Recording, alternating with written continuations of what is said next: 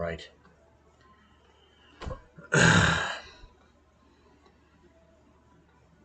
Welcome to TikTok Live. Have fun getting fucked over by TikTok Live. Okay. Rumble. We go to the Rumble. Yeah? Yeah? And then we rumble. Yeah? Then we rumble. We go to the Rumble and then we rumble. We are going to the Rumble and we are finding you now. Alright, hold on here. Let's see, I'm going to show that we're online. Let's find out if that's the case. Let's shut the fuck up. Okay. Turn the volume down. Live chat, and then Rumble chat, and then TikTok chat for however long that's going to last. We're letting viewers know that you're on. Oh my god. We're also letting viewers know we're going to cancel your live in like 20 minutes. Okay.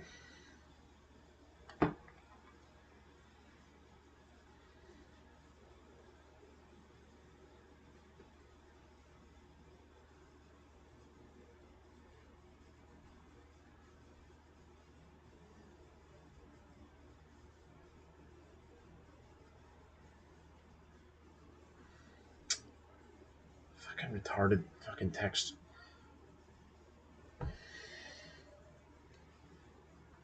Awesome, you are joined. What's up, Awesome?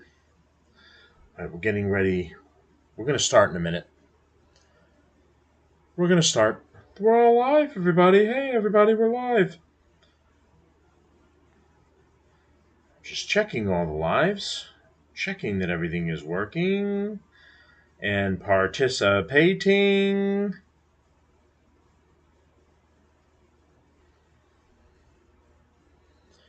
Is streaming Sunday Shitbag Roundup.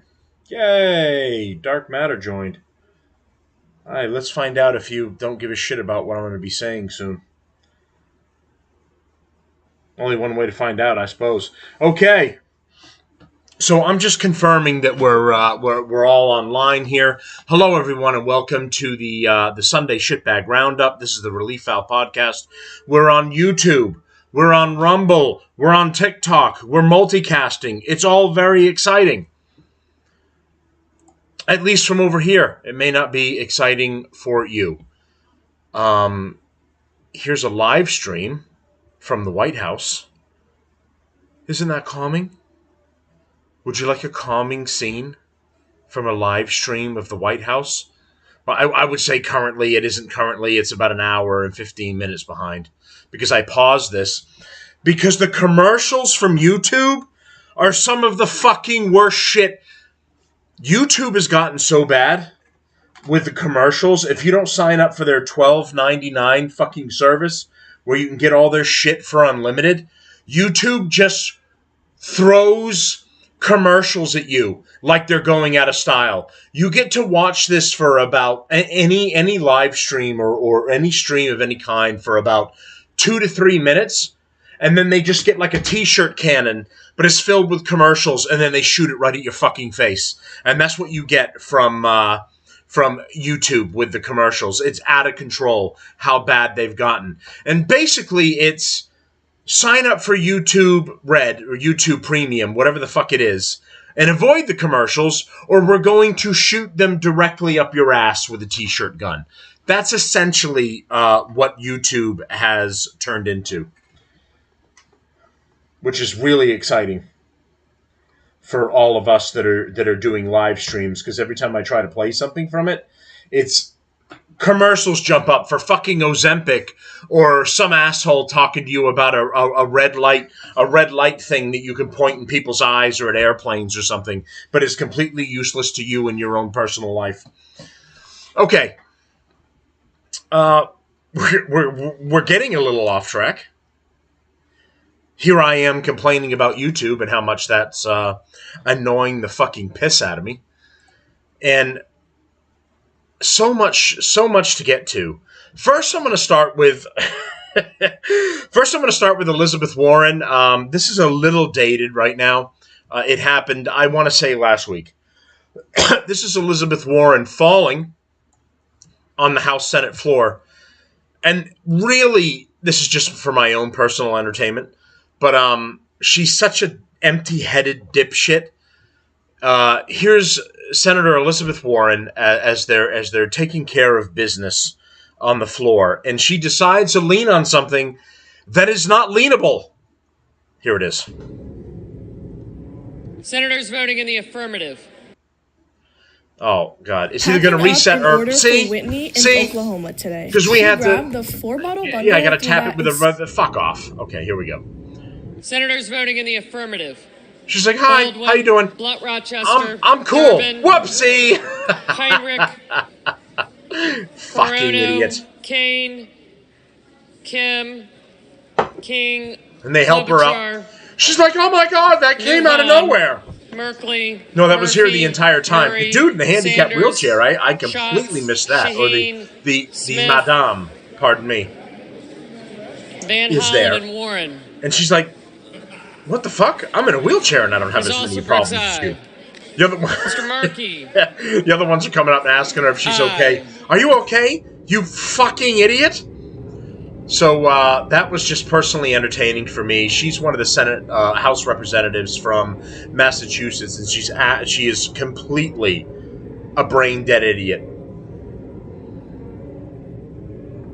And then she plays it off like, oh, that happens to me all the time, really. I lean against things that aren't there, and then I fall over. I really can't understand how anything happens. Yes, we're all confused about how gravity and physics work, and how you can't lean on something that doesn't presently exist within your area.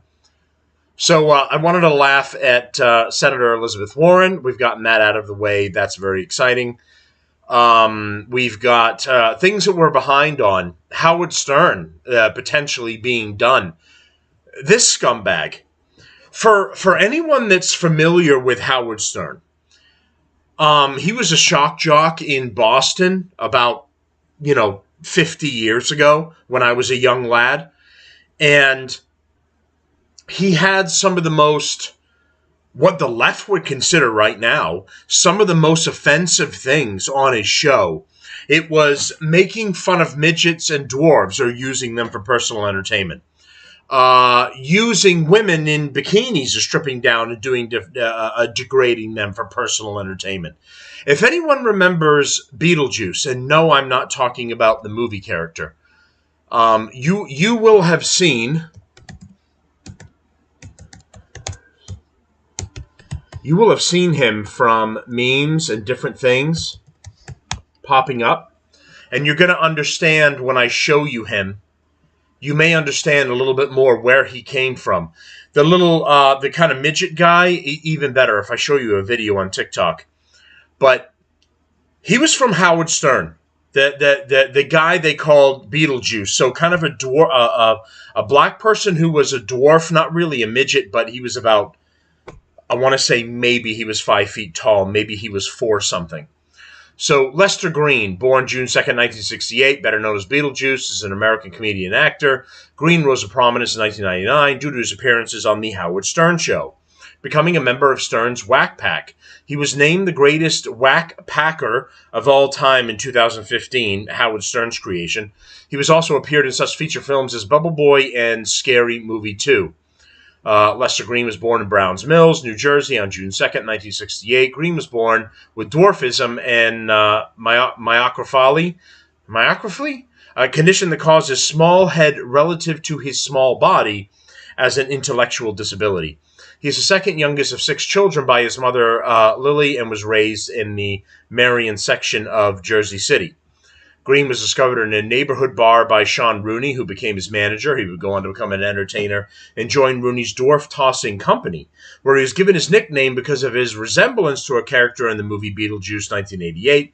Sean Rooney died in 2009, and management of Green's career fell to his brother, Bobby Rooney. So it's possible many of you have seen him in little memes and videos, and you've wondered who this guy is. All right? No. TikTok. I don't give a fuck about the TikTok ban. It's not happening anyway.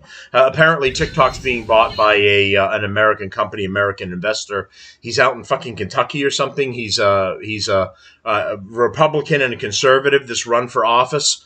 And I'm hoping at the bare minimum that when it gets officially turned into over to him, when he takes the purchase, that the awful censorship on this app is going to go away.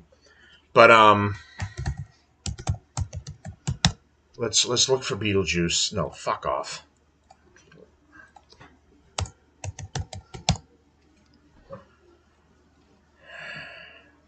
Okay, there's him, and they're interviewing him. Here's one. Misses you though. They want you to know that, like that, they really miss you because you haven't been around too much. Yeah, don't know why. Why? I don't even hang around there no more. That's why. What are you doing? Hmm? What are you doing? Nothing. I'm just hanging out. Just hanging around. Just hanging around. Okay, if you've seen him in any memes, in any videos, in anything that you've seen online, and TikTok has used him as a background, and it's like, hey, what are you doing in reference to whatever? And he goes, who, me? Nothing. Just hanging around. This is Beetlejuice. He was common on the Howard Stern show. That's how he got his start. That's where he came from. Okay, so now I gotta get back to my fucking story. God damn it.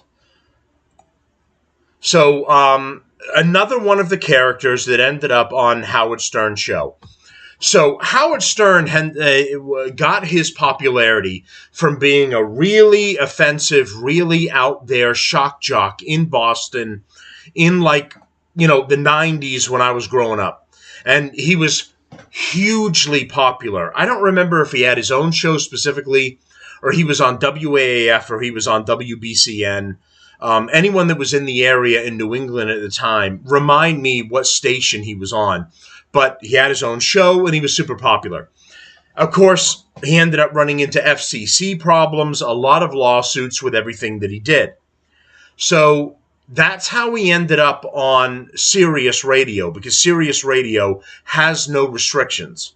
You can do whatever you want. They are not bound to the FCC, which monitors and controls radio, local radio, and television, stuff like that. And the words you can use, the swears you can or can't use, derogatory statements, yada, yada. So he ends up moving to Sirius XM, where he gets his big start, and he's getting paid tons of money. And who was a friend of Trump, by the way, had him on his show more than once, was a supporter of Trump.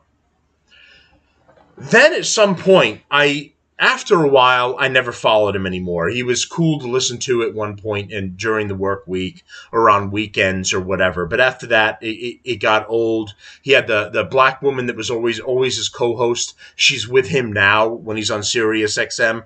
Both of them were completely unfunny and fucking annoying. But you would listen to it, and that would be part of your week and all of his shenanigans and everything that he did. Even if you listen to WAAF, the Hillman Morning Show, anyone that remembers that, you're from New England, they'd have the girls on there. They're in bikinis. They're doing their thing. They're interviewing them. And, they'd make the calendar and all that shit. Howard Stern was kind of the original of all that.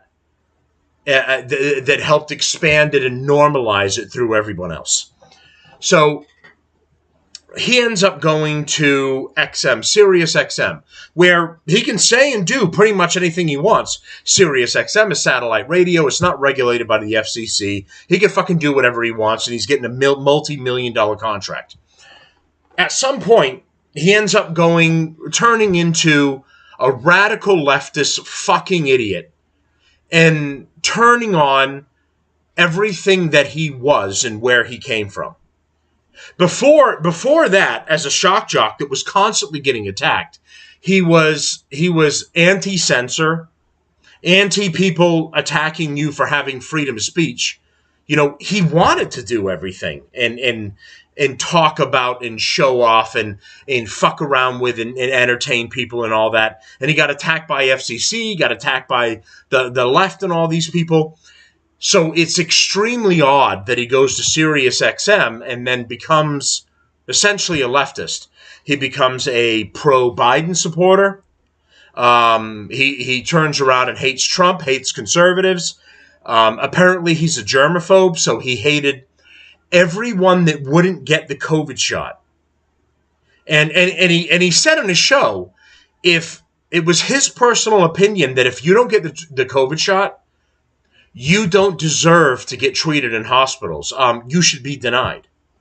You should stay home and succumb or suffer from whatever. And ultimately die, in his opinion. So he turns into this crazy, radical leftist. Now, apparently, let's flash forward to today. And apparently, SiriusXM is tired of paying him the amount of money he's getting yearly or over the course of his contract, which is like $20 million or more. So now his contract is coming to an end. It's this year or the beginning of next. They will have to renegotiate his contract. Allegedly, SiriusXM is saying, we are going to offer you significantly less than anything that you have been getting up to this point. You can take it, or you can fuck off. Because his ratings are dropping so much. Apparently, and again, I'm going by some of the hearsay that's going out there, that his listeners and viewers are like 100 to 200,000. He is not pulling in the numbers that he used to in years past at all. And you've got YouTubers and TikTokers that are pulling in 5 times the amount that Howard Stern is. So these companies are looking at people like Stephen Colbert, people like Howard Stern, people like what's the fucking other one? I'm having a brain fart now. The other one that does late night, Jimmy Kimmel. And they're going, why are we paying you $20 million a year to bring in 100,000 viewers? I mean, people that are half-assing their way through a podcasting career are bringing in more than 100,000 viewers an episode or a season or whatever. So here's some of this on Howard Stern. Yellow Flash is talking about this.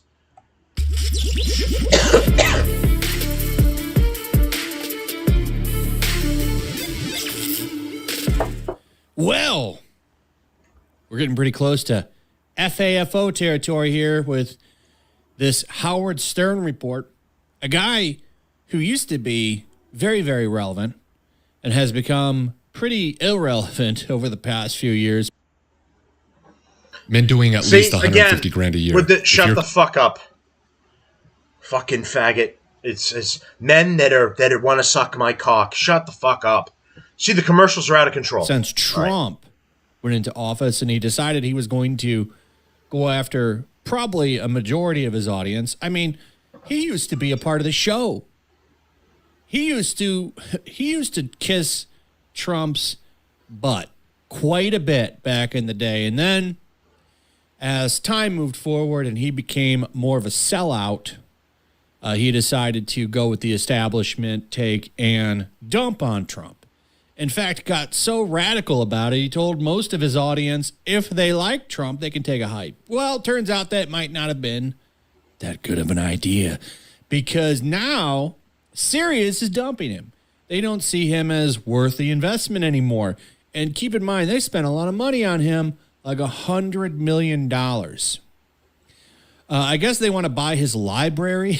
They don't want him. They want to buy all of the episodes where he was on the radio, which is much better. They don't even do the news anymore. How do I know this? Well, I still have Sirius XM. I'm one of the few. I don't pay that much for it because every time it's about to cancel, I just go ahead and say, yeah, let's get rid of it. And then they give me the $5 a month thing just over and over again. I don't think I've ever pulled full price for it. It's good on road trips, though. It's so much easier to just put a playlist on. I mean, it is kind of irrelevant. The day they So just for everybody real quick, I got a message once again on TikTok Live that my live is being flagged for hateful, awful, poopy head speech. and this is what happens every time that I'm on a live, because the left can't handle real talk and handle you actually talking about the truth of things that are going on. So let me ask you guys something. Whoever it is that's flagging this, that's attacking this, if you have a problem with what I'm saying and you disagree with me on the points that I'm making on this, why don't you go ahead and come on and say it, and we'll have a discussion about it. Why flag it because you don't like what I'm saying? If you disagree with what I'm saying, go ahead and type on here and tell me that you don't like it. You disagree with my focal point on this, and let's talk about why you do. The only thing I'm telling is the truth about where Howard Stern came from and where he is right now. I'm not lying about it. I've told any of my viewers that follow the show that are a part of the show that are going to become followers. Am I an asshole? Yes, I am. Are you going to disagree with some of the points I make? Yes, you probably will. Am I going to lie to you? No, I will not. So test me on it. If you don't believe me, test me on it. If you think I'm full of crap, test me on it. Push me on it. If you think I'm coming from a conservative view and that I'm not looking at the situation properly, go ahead and push me on it. Okay, but Doom, somebody else ended up flagging the show as hate speech. So it was somebody that was participating that left, or somebody else. I don't really know. So I'm just making a general point. All right, I'm going to continue. My guess is they left. $5 deal, and I only use it for my car. But I mean, it's unnecessary. Podcasts are free, so you don't need any of their talk stuff. And then keep in mind, I mean, a lot of these, if you have Amazon Music or iTunes Music, they will make playlists for you. You can have it pretty much instantaneously create a playlist. YouTube will do the same thing. They'll just have playlists made for you based on shit you listen to. It's kind of nice, actually. It's convenient. Especially if you go on a run, you just throw one of them playlists on. But, yeah, they don't even do the news anymore. News with Robin, a big segment of the old shows. They haven't done that in a long time. He's just a shell of what he used to be, which is but probably Doom, why thank you for they're being not here. Thank going you to for keep him. I'm sure he wants $100 million like he got for the last deal. They're not going to give him that anymore. He's not worth $100 million. Sources close to the radio program confirmed the cancellation to The Sun.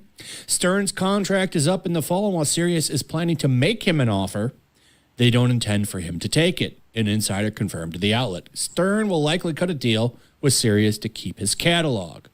Sirius and Stern are never going to meet on the money he is going to want. It's no longer worth the investment, the same source added.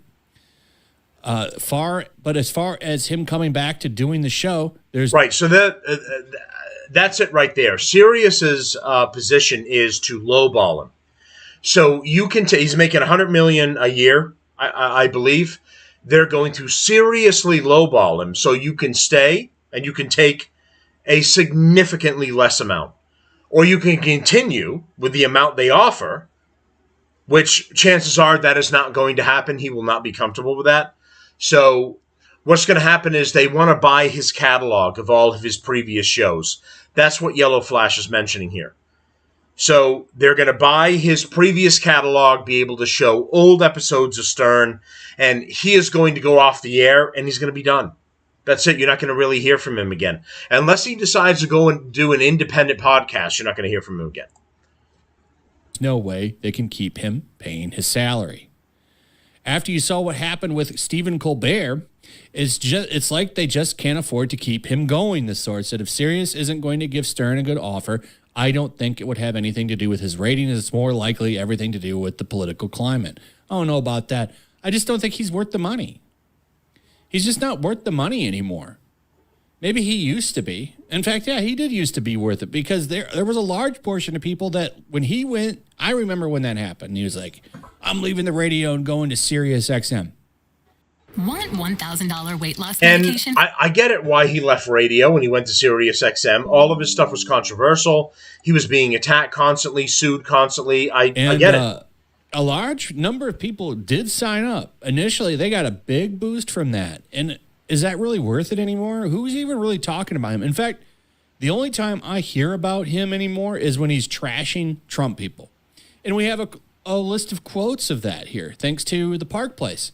Put this nice little article together. Howard Stern show to be canceled. Insider alleges Stern no longer worth the investment. That has to be driving him insane. Seeing that. Not worth the investment. Not. Do you think he's worth $100 million? How much of that revenue is driven by him?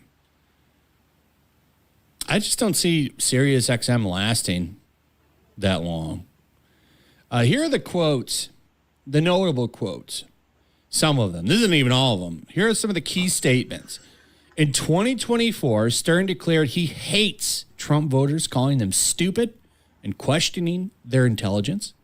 He said he didn't mind losing half his listeners if Trump supporters stopped listening to his show. Well, looks like you're not going to get that $100 million contract again, are you? It looks like you needed them.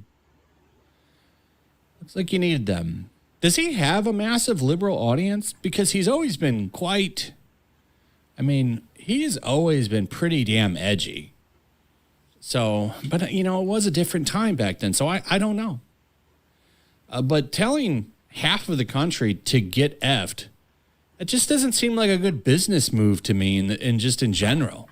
You see it with Colbert. They were losing a ton of money on him. He did the same shit. Stern claimed Trump despises his own supporters, suggesting they wouldn't fit in at Mar-a-Lago. Following the 2024 election, Stern expressed fear that America wasn't ready to elect a woman president like Kamala Harris, implying Trump's victory reflected societal biases. In 2023, Stern embraced his woke label, affirming he is anti-Trump. Yeah, just beautiful, brilliant business decisions by Howard Stern here. You have to wonder, why is he getting canceled? I wonder what happened. No, you brought this on yourself. I wonder what they're going to offer him. We'll give you $20 and $50,000 for your catalog. So we'll give you $50,000 to keep your catalog, which is pretty substantial. I mean, I think they go to whatever point he decided to record his shows. I mean, that's all you really need to listen to is the old shit.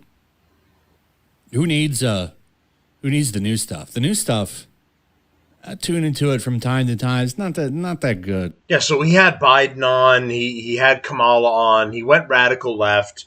He was apparently a big germaphobe, and when COVID came around, he ended up doing a show from his home or just in isolation, one way or another.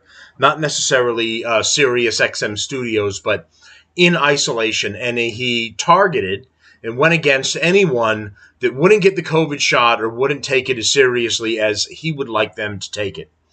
So, I mean, he completely lost his mind.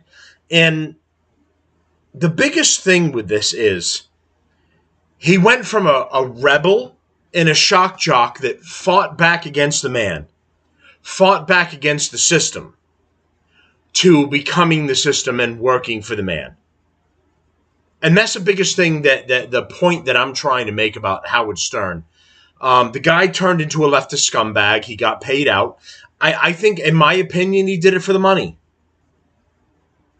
And instead of being the shock jock that we all know that did crazy stuff, had women in bikinis, had women talking about in studio the crazy things that they did, brought on these other characters that were dwarves or handicapped or whatever, and were using that for his own clout on his show.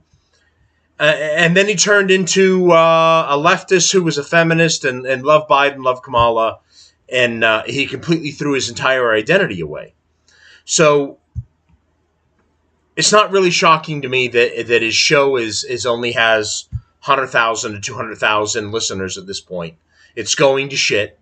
He is not the same person anymore, so only radical leftists are going to listen to him. No one else. The working class, the blue jeans guys, the roughneck guys that were listening to him when we were going to work and going to suffer in the heat and beat ourselves up and everything else, that was when his show was at its prime. That's when he was catching everyone. Just like, for anyone that's familiar with it, just like Opie and Anthony. Just like the Hillman Morning Show and Kevin Barbary and Mike Shue, Mistress Kerry and all the others. They caught all of the working class throughout the whole day. And even more on Friday when they had the special Friday show, right? For anyone that remembers that, this Gen X like me and you remember that, he was part of it. And then he sold out. He went to Sirius and he sold out and he became a leftist. And now his show's failed. With Trump getting into office and the population and the populists, the voters, saying, we don't want this crap anymore. They said, Howard Stern, we're done with you. You're irrelevant. You've gone left, you've gone wacko, weirdo, germaphobe, and we're done with you. And, I guess money talks. Because he sold his soul to get $100 million a year. And I think a lot of people would probably, in his defense, probably sell their soul for $100 million a year. And that's what he ended up doing, and he turned into a radical leftist. So SiriusXM is going to offer him next to nothing. And the talk and the thought process behind all of this is it's a low ball offer that no one of his stature or former stature would ever accept. So he's going to say no thanks, and maybe they'll buy his old catalog from when we all used to listen to the Shock Jock episodes years ago. They'll buy the old Howard Stern collection. They'll be able to run that on SiriusXM, and Howard Stern himself will go away, and you'll never hear him again. And since Trump got voted into office and the world is kind of healing a little bit here from the radical left and the crap that they push on us, I think you're going to find that all of this is going. Stephen Colbert is going. Howard Stern is going. Jimmy Kimmel is probably going.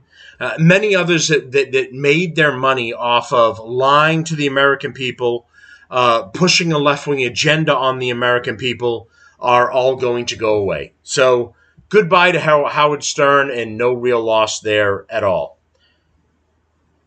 So there's so much that I need to get to. I did the Vikings cheerleaders, these two faggots that joined. And by the way, it's not just them, to be fair.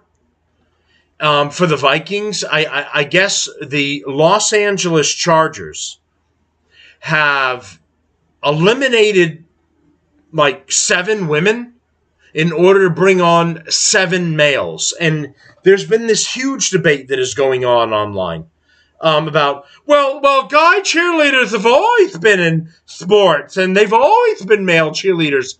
I don't understand what your problem is. No. And I've been trying to tell this to the left that have been online. The males who have been on cheerleaders in sports, and I bunny quote and I say males, because anyone's ambition that it was to become a male cheerleader in football, I call foul on that. So you couldn't make the team, so you decided to be a cheerleader for the team? I can think of far worse fates, or for far less fates for people to agree to than becoming a male cheerleader for the actual men who are playing the sport. So you couldn't hack it. You're not tough enough. So you decided to grab a pom-pom and cheer for the real men who are playing the game. And the argument that I've been having with people online, and they're all trying to please protect women. Yeah, TMP, 100%, I agree with you. TMP on TikTok. A couple of arguments have been happening. One, people online have been trying to tell me that male cheerleaders have been part of this part of football since like the very beginning. The second argument is that the male cheerleaders are, in their opinion, not stealing jobs from the female cheerleaders. That's been their argument online when they've been trying to shoot me down. So first, I'm going to debate both. And this is what the left is so stupid that I'm not getting through to them. I have a better chance arguing with my wall. But the first one is male cheerleaders are always being involved in football. The primary reason that you had the male cheerleaders in football was you had the men who trained to have the upper body strength in order to toss the female cheerleaders up in the air and then catch them again, or form the pyramid, or hold the pyramid. There was a specific reason to have the men in the cheerleading for football, and it was a support team for the women that were on the team. Okay? Now, the primary focus for everyone that was coming to watch the game was watch the women. I do not want to see the men. Only homosexuals want to see the men. Or maybe only women want to see the men in little shorty short dresses and they're shaking their pom-poms. It's women or it's homosexual men. If I can get away with saying a bunch of faggots, who knows if TikTok is going to cancel me. It's only fags that want to see men in dresses, or it's women that want to see it. And that's what I've been getting from all of this. Women defending it, or a bunch of faggots defending it. So, as far as, and now these guys, they are not throwing women in the air. They are not helping with the pyramid. They are not part of the process of the upper body strength. They are taking the place of the women. Shaking pom-poms and dancing in little dresses and little shorty shorts. That's what they're doing. And that's the argument that I've been making. These men, the same as the left has been pushing from day one, these men are taking the place of and forcing out women who should have this job. Now, I was watching a guy on TikTok who does, and I'm sure he has a show on YouTube and other places. I was watching, it was a black guy that had his own show, and he was talking about professional sports analysis. And he was saying that it's not just these two that have been brought on to the Vikings cheerleading team. 7 more women lost their opportunities for cheer on, I believe it was the LA Chargers cheerleading team. So, to define that story, it's one of two things. One, the women lost their opportunity because they brought 7 men on. Or two, they were let go, fired from their cheerleading opportunity because they brought 7 men on to take their place. And the left is going, they're not taking women's jobs. They're not trying to compete in sports. Yes, they are. They're taking over for women's cheerleading, and they're putting men in short dresses for it. So yes, men are taking over, again, women's activities, and this is because of the left. This is why I've said, boycott the NFL. I won't watch this garbage anymore. I stopped watching the NFL years ago. And the unfortunate point is many people are still going to watch football anyway. A lot of the arguments that I've got online is, well, I'm not really looking at the cheerleaders, bro. I'm watching the game. Yeah, but in between when the teams get off the field and they have an intermission, the cheerleaders are on the field, and you're watching a bunch of homos dance with pom-poms. So what you're saying is you don't mind that a bunch of dudes in little dresses and short shorts are dancing in pom-poms, which, by the way, in case you were unsure about it, makes you a homosexual. I just wanted to help you clarify that. You are a faggot. If you're fine with men dancing with the cheerleaders in little short dresses, You are a homosexual. There's no way to cut it. There's no way to argue it. You're a homo. Fucking defend it whatever way you want. So the Minnesota Vikings male cheerleaders hit back at that seismic backlash with pointed Instagram post. Yeah, my blood pressure is too high, but I'm tired of being told that it's all good. That, yeah, keep crying that you're watching football. No, I'm not crying that you're watching football. I'm acknowledging you're a faggot, Ash. You're a fag. Defend it whatever way you want. You like watching men dance in little dresses and little tutus. You're a homo. Well. Okay, faggot. Enjoy that cock in your ass. So the Minnesota Vikings male cheerleader, Blaze Sheik, cool name, appeared to take a dig at his critics after making his NFL debut. A rookie member of the Vikings squad, Sheik, is one of two male cheerleaders joining the sidelines ahead of the 2025 season alongside Louis Kahn. However, Sheik and Kahn's inclusion in the squad has sparked shocking backlash. It's shocking. We cannot understand why people don't want men in tiny little dresses and tiny little tutus dancing on the field. No one understands it. From NFL fans, with some of Minnesota supporters even threatening to cancel their season tickets. Those are the smart ones. I hope they do it. But the duo blocked out the noise as they hit back at their detractors with a pointed comment in a social media post. The beaming pair shared a photo of themselves waving their golden pom-poms as they posed in their cheerleader uniforms. So brave, so brash, so amazing. Wait, did someone say our name? Sheik wrote in the caption, referencing the furor around their inclusion. No, we did not say your name. We just wanted to know why a bunch of homos are dancing for a men's sport. The duo took to the field for the first time earlier this month when the Vikings opened their preseason schedule against the Houston Texans at US Bank Stadium. Male cheerleaders have been present in the NFL since 2018, but with their growing prominence in the league, some fans have begun to take issue with it. Yes, because 99.9% of humanity does not want to see skinny little dudes dancing in little tutus and little dresses on the field. That's not what we're watching the game for. Yet, the Vikings also fired back at their critics, defending Sheik and Khan amid the ongoing controversy.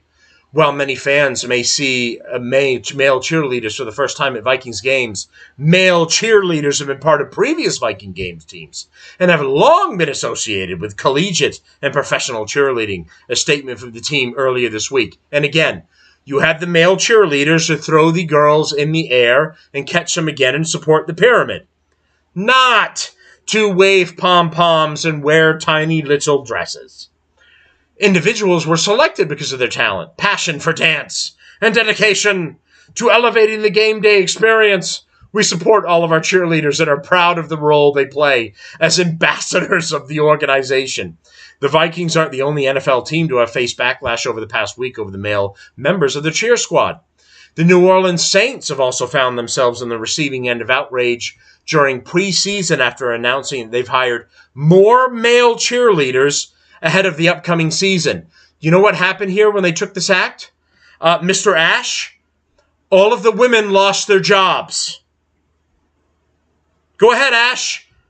Tell me about real biological women losing their jobs to these faggots. Go ahead and give me your argument. The franchise confirmed that there will be a total of 13 men on the 2025 Saints cheer crew roster after the 3 women were replaced following tryouts. Bye-bye. No, hiring homosexuals is DEI. No one, and I'm going to say it again, no one wants to see men dancing in tiny little outfits. 0% of humanity wants to see this. This is DEI bullshit. If the women were better, they'd be on the team. Do you honestly believe the men are better? Ash, if you're a homosexual man, can you please tell me? Be clear, please. No, I'm not the only one talking about it. Thousands of people are talking about it. Just be honest with me, Ash. Ash is on TikTok. Ash, if you are a homosexual man, can you just come out and say it, please? My cheerleaders. Okay. So joining the Saints in Viking season, the Buccaneers, Chiefs, Colts, Titans, Patriots, 49ers. I'm gay for not being obsessed with cheerleading. So the overall point is you're gay. So I understand. I get your point. I get where you're coming from, Ash. I get that you're gay. And I get that you have personal feelings about male cheerleaders on the field. No, I'm not holding back tears right now. I understand that you're gay. I figured that out when you were defending the male cheerleaders in tiny tutus. I figured out that you were gay. No straight man would be defending this. But and I understand your personal feelings about it.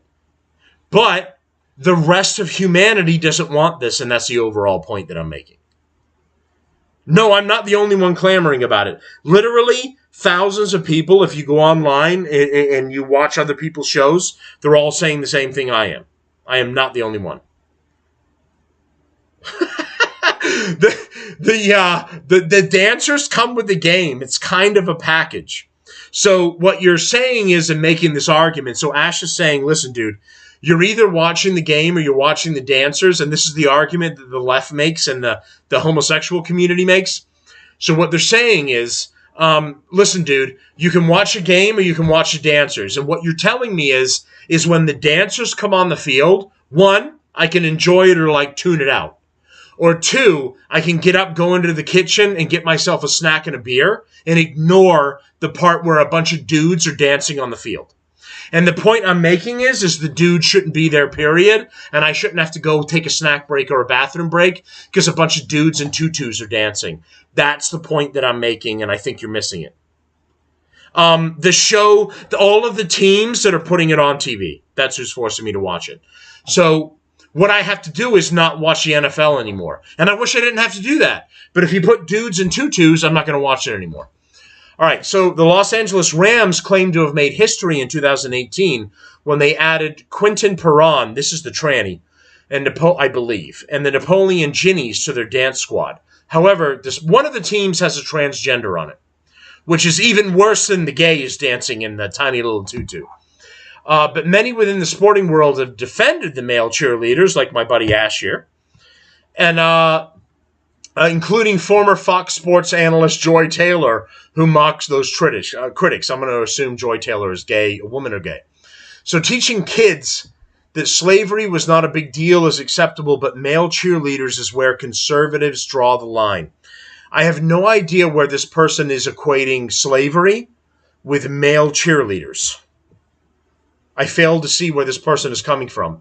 She wrote on social media alongside 3 laughing emojis. Also, this isn't new, so as unusual, outrage over nothing. I already explained it. Everyone's trying to say this isn't new. No. You needed strong, heterosexual males to throw the women up in the air and then catch them and then help with the pyramid. That's what you needed the heterosexual males for. The ones that all of these teams are bringing on are homosexual males who are pretending they're women and then shaking their pom-poms. That's not, and has never been, nor has it never wanted, part of football. So I talked about this in a previous show. I'm not going to keep talking about it. We don't want the homos in football. And as long as you have it, you're losing viewers. And I can only hope that people are going to wake up and they're going to stop paying attention to all this. Okay, so we're going to move on from the dudes wearing little tutus and shaking their pom-poms on football games. And we're going to move on to what's happening in D.C. And I'm going to talk about I'm going to equate the two.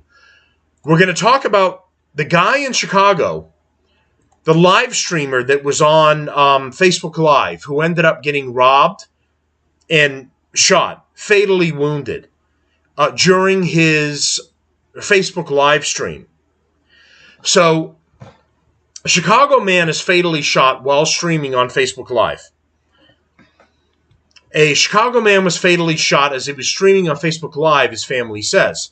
Kevin Watson, 42, was in a parking lot in 5000 block of West Madison in the South Austin on Wednesday when a vehicle approached after 6 p.m. and a person inside produced a handgun and fired shots. The Chicago Police Department said the Cook County medical examiner confirmed this victim's identity to ABC 7 Chicago. And Ash, for who you're asking for, I'm multi-streaming, not just on TikTok. I'm on YouTube and I'm on Rumble as well. That's who's watching. It's not just you personally who's trying to troll me. There are multiple people. That are watching on multiple platforms. We'll continue. Watson had been sitting in his car and started a Facebook Live moments before the shooting happened. The chilling footage has since racked up over 2.5 million views. About 11 minutes into the clip, he was seen reacting to someone passing near the front of his car. "What's up, bro?" he said, while putting... And I'm going to play the video for you so you have context. "What's up, bro?" he said, while putting his hands up in the air. "What's up?" he said, again, visibly shaken. Watson said, "Hell no." As he scrambled out of the car, out of his camera's view, someone was heard yelling outside, followed by a gunshot, and then the sound of a vehicle speeding away. Shortly after, a man was heard screaming, "Hey, Tug, call the police," and other voices were heard clamoring before police arrived. Watson was hit in the chest and transported to Mount Sinai Hospital, where he was pronounced dead. The shooting is under investigation and no one is in custody, police said. Watson's sister, Shamika Watson, said she believes he was targeted for his chain necklace that said Tug in his nickname. You're seeing it here in the photo right here. Assuming that it's real. This is the necklace. It's supposed to be like a gold diamond necklace.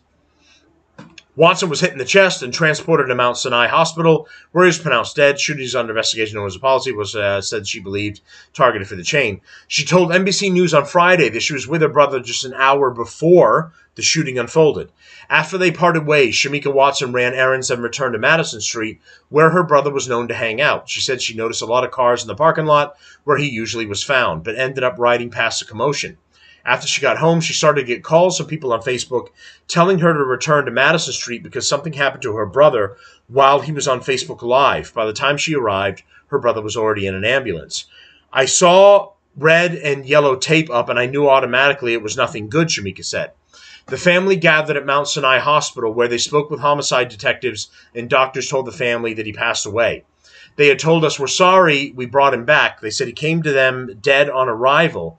But somehow they brought him back, but he lost so much blood, he just went, Shamika said. She remembered her brother as her best friend, a loving father to a 7-year-old son, and part of a close-knit family. He was outgoing, he loved to dress, he was very outspoken, definitely a good father, uncle, brother. He was loved by so many people all over the world, she recalled. He was well known in clubs and in the community, and he liked doing the Facebook Lives to talk about his life and previously did a podcast, Shamika said. I don't know that he was on TikTok Live as well. But he was specifically on, with this story, he was on Facebook Live, and the mugging happened live on Facebook Live as well. You see him either, one, jumping out of the car, or two, being dragged out of the car. It's a little difficult to see which one it is. She believes her brother was targeted by someone he knew. "My brother trusted too many people," in the video that was brought to my attention by a couple of friends. He even said after they shot him, he said they backdoored me, meaning the people in his crowd did it to him, Shamika said. "My brother kept to himself, and he loved to dress. He loved to look nice, and a lot of people hated him on him for that." Or he kept himself up. She continued, "He had a nice car, jewelry, so there was a lot of hate." She said Tug chain was off of Watson's body and was found on the ground at the scene. It was taken by police because it had blood and fingerprints on it, she said. So these guys robbed him and shot him, and they still didn't end up leaving with the chain. The family is asking for any witnesses to report what they saw to police. "I just want the killer to be caught. Turn yourself in because we're not going to quit. That's our brother. We lost our mom back in 95. Our dad is sick in a nursing home. We're not going to stop for our brother," Shamika said. "We're just hoping that everybody does the right thing because it was their loved one laying on the ground and they would want someone to come forward." Now, I'm going to show you the video of he's doing the final part of his Facebook Live. And then he confronts them and he gets out of the car to confront them, or two, He's yanked out of the car by them because apparently they were in the parking lot and they were already watching him. And he made a comment to them or ignored them. And then he went back to his live.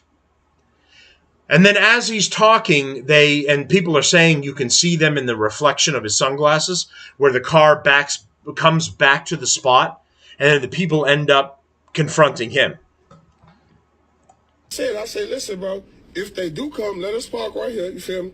If they do come get me, we'll move the car so they can get the space. We will move our car, whatever car we need so they can get the space, just let us get the park.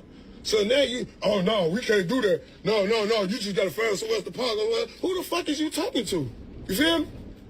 Like, who the fuck is you talking to for real, even talking like that? Like, that be the shit, and that's what make a motherfucker be wanting to get into it with y'all, because y'all ain't got no respect. What's up, bro? What's up? Hell no.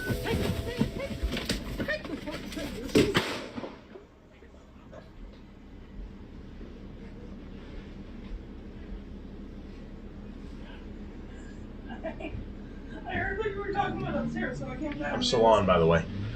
So you hear the gunshot. You hear him getting pulled out of the car. People are screaming. This might be hard to hear. Well, you hear so he gets out of the car, and again, I don't know if he gets pulled out of the car or he gets out of the car to confront the people. You hear the gunshots where they shoot him because they're trying to get his necklace, the tug necklace. Other people run over. And they're screaming, "Are you okay? Are you breathing?" They're trying to listen to him, and they're saying, "Call 911." And people are running around.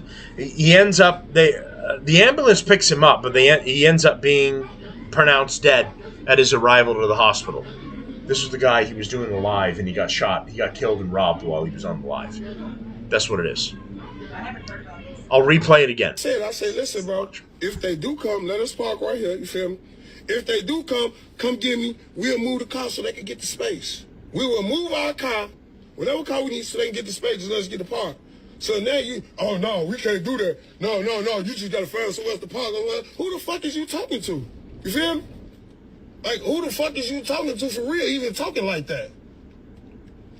Like, that be the shit, and that's what make a motherfucker be wanting to get into it with y'all, because y'all ain't got no respect. What's up, bro? What's up? Hell no. Gunshot. They shoot. So he's dead. So I guess this guy was kind of known in Chicago or known online. He would post and do lives and do everything on a regular basis, and he's robbed on live. So he's outside of it's either a convenience store or a liquor store. He got a friend of his a job there that really needed a job. Got him the job there, and then he comes back out again and then starts his live in his car. Some people who saw him or are aware that he was there end up confronting him and either one, dragging him out of the car, or two, confronting him. He gets out of the car to confront them. He is shot by them. And they try to steal the necklace but end up taking off because police are saying that they ended up finding the bloody necklace on the ground that had his nickname Tug on it, and then they're trying to find the people that are responsible for it. So, and the brother has been online as well talking about this whole circumstance. People are screaming for help. They're asking to call 911. They're trying to resuscitate him, and they're saying that he's not breathing. And well, the blood or something maybe. I want to see if I don't know if I saved the brother. I may not have. Let me try and bring that up here. So the brother comes on and he's talking about, here he is. This ain't got nothing to do with no sweating. The sound's not great here. I apologize. I just seen my brother's body. So he's saying you just seen his brother's body. Gunshot wound. Gunshot wound. To the chest, right? And That nigga look like he's asleep. There is sound unemployment, but it's so low. With my laptop, I'm having a hard time bringing it up. I apologize about that. I don't know why this isn't higher. I've also seen videos. Let me see if I can bring this up on my TikTok so I can play it louder and you can hear it. Give me 1 second. Whoever the nigga was that got down on my brother, they was already sitting there for like 10, 15 minutes. Since when do a motherfucker pull up there and sit for 10 minutes with tinted windows and don't nobody wash that car? Since when? Motherfucker pull up with tinted windows. Okay, here it is. Since when? Anytime a motherfucker ever been. I'm looking at this shit on the camera. All right, here's. No motherfucker try to do nothing. You bitch made ass nigga, man. This is Tug's brother. Y'all hate him on about that much, brother? Huh? Y'all hate him on about that much? Huh? What the fuck was he doing that was so bad that he deserved that? Hmm? Can somebody explain to me what the fuck did Tug do so bad that he deserved what the fuck happened to him? For everybody in YouTube and Rumble, you can hear this as well. Look, I don't give a fuck what no nigga think or how no nigga feel. Bitch, you can die with your dick in your mouth. Any nigga that don't like what I'm saying. Bitch, I mean from the bottom of my heart. Try to work a bag. Try to work a bag. Go ahead, I dare you. Try to work a bag. Try to sell a little scrap. Try to do anything. Do anything. Do anything. Anything. Work a bag. Go ahead. Open it back up. Go ahead. Go ahead. Work a bag. Work a bag. Go ahead. I dare you bitches to do it. I dare you to do it. I dare you to do it. I dare you to do it. I dare you to do it. I dare you. Work a bag, bitch. You whole ass niggas. Y'all sat there. Y'all let it happen. Y'all saved the play. I sat back like, no, man. Okay, so it restarts. That's Tug's brother. He's talking about finding out about all this and reacting to it. I know the sound was pretty poor, so for YouTube and Rumble, I apologize about that. This is Tug's brother. He's responding to the death of his brother and what happened to him and how they jumped him just to steal the necklace that he had around his neck. So this was in Chicago. Tug, his brother, apparently live streamed and talked about different things going on a regular basis. And he gets jumped on live, robbed on live. And they try to steal it. And to add insult to injury, they leave it on the ground with blood on the ground. They leave it on the ground and they take off. And other people run up and they're looking on Tug and they're trying to resuscitate him. He's already essentially gone at this point, or he's dying of the gunshot wound. Ambulance shows up. They get him to the hospital. They pronounce him dead. So this happens on Facebook Live. Okay, so what I'm bringing up here is what Trump is doing in D.C. This is what I'm correlating the two with. Because sometimes for people, you hear about things that are going on. You hear from other people, maybe things are really bad in the city. Maybe things aren't really bad. You get different perspectives from different people. And you wonder, well, and then you got the left saying, you know what, the crime in D.C. isn't that bad. Crime in Chicago isn't that bad. This shooting on live happened in Chicago. Chicago isn't that bad. L.A. isn't that bad. D.C. isn't that bad. And there's a whole bunch of hearsay. He said, she said, back and forth. And then you see a video like this, and it brings to the forefront what is happening in these cities. This guy is murdered on a live stream. He's pulled out of his car, he's killed. Just doing his thing, right? He alludes to selling weed. He alludes to doing different things as he's going through his lives and his, what he does on the side or whatever. I don't have a problem with that. It's not enough that you go rob him and you kill the guy. I'm assuming he's working. I'm assuming he's a taxpayer. I'm assuming for the most part he's following the rules. Weed is not that bad. They've pretty much decriminalized it at this point. So if that's what he's selling and that's what he's doing, what's the big deal about it? Don't villainize the guy. But he gets pulled out of his car, jumps out of his car, and he gets robbed. Not because of all the other stuff, because he's got an expensive chain around his neck. And some local crew hits him for doing that. So when the left and the other politicos are complaining about what's happening in Washington, D.C., and if you were to say to me, Matt, tell me why it's cool to have federal troops in a city while you're going to run the National Guard through a city, while you're going to go take these crazy measures and do all these extra things, Matt, why are you going to do this? I'm going to direct you to the live that I just showed you. I'm going to direct you to the guy that was essentially murdered on air in real time. That's like some Purge type shit. That's like some of the things you see in the movies, where you're watching a video and you see people get killed on video in real time. So there's no doubt about it whatsoever. There's no speculation that everybody has to go through. You know this man was killed.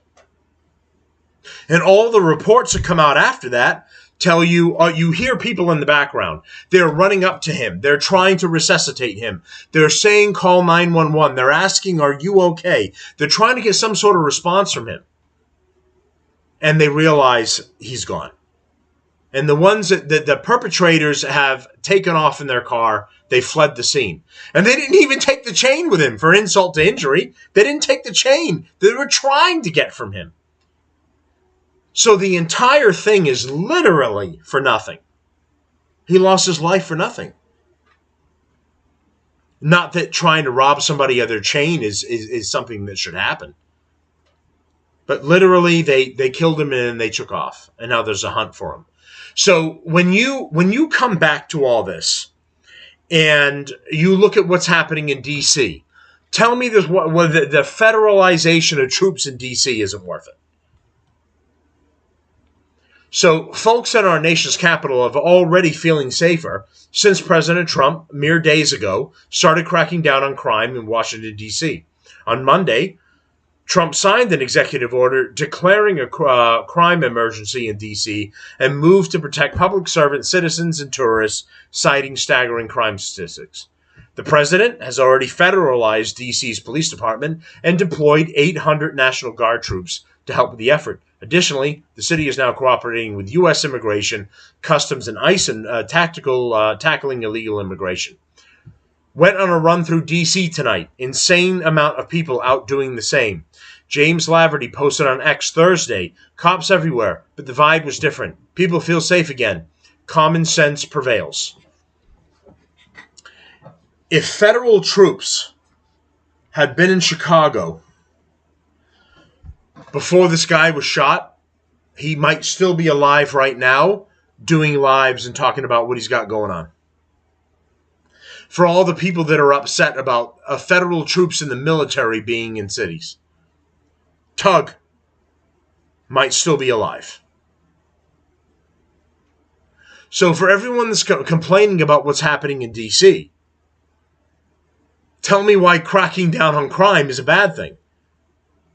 I've argued this several times on all of my news and updates and streams. You can't rely on the district attorneys. You can't rely on the leftist judges and leftist district attorneys.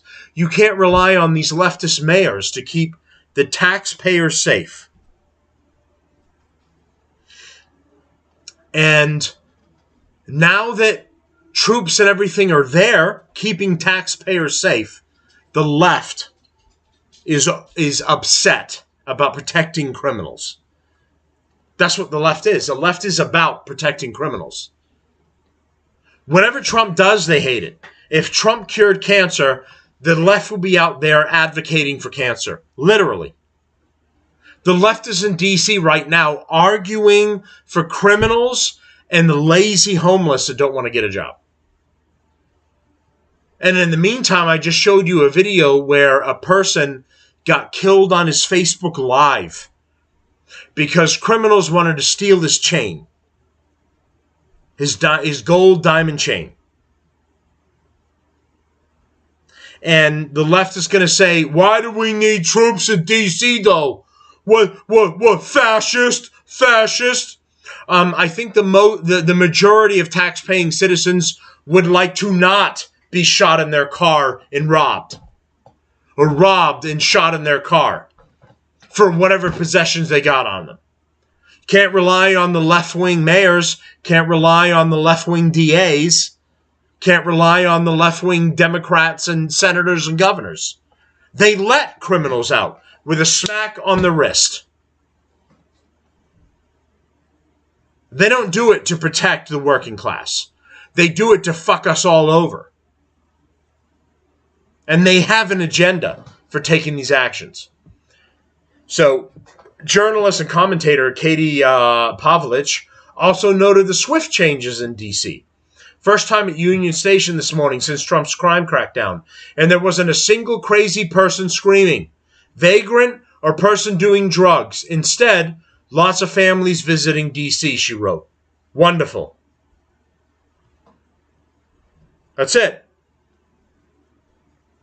So eat a salad. Feds tackled an innocent man to the ground. Give me proof. Give me proof they tackled an innocent person to the ground. I guarantee he was a criminal piece of shit. I'm not putting you on nothing so you can spout bullshit. Go ahead and give me the information. I'll look it up. We'll have a discussion about it. I'm not putting you on so you can lie to everybody that I got on here. Do I trust the left? Hell fucking no, I don't trust you motherfuckers. Prove it.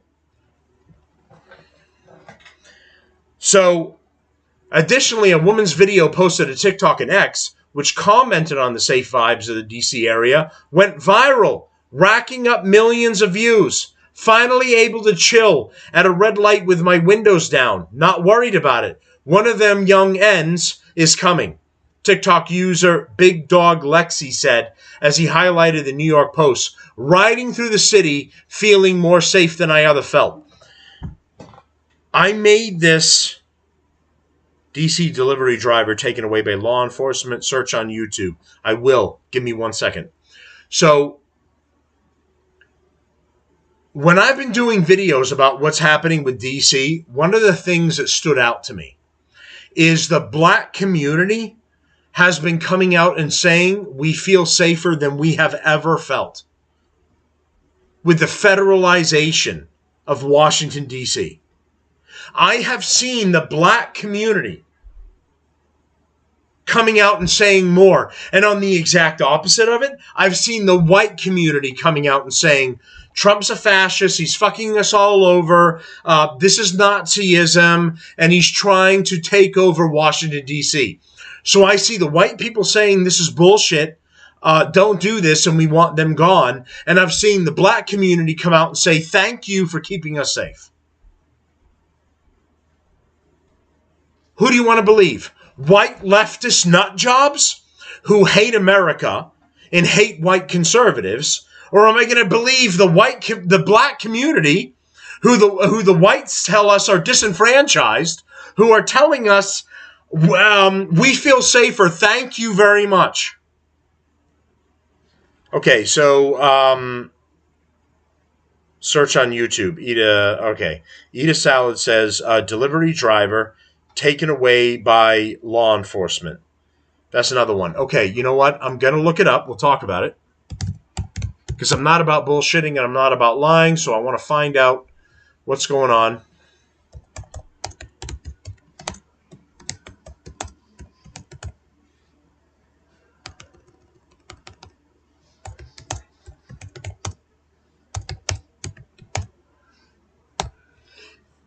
Let's see if we can bring something up. Okay, DC delivery driver taken by law enforcement. Residents question why. I'm going to assume eat a salad. This is what you're referring to. You can let me know if this is correct. We're going to look into it. DC delivery driver. Okay, let's go in. It takes 90 seconds for this NASA-engineered AC to cool down your room. It's smaller than a toaster. This isn't the right one, cools Salad? any room in 90 seconds. No? And all new at the right 4. one? We are seeing a heightened presence of immigration officials in the district, and it's really sending shockwaves all throughout our community.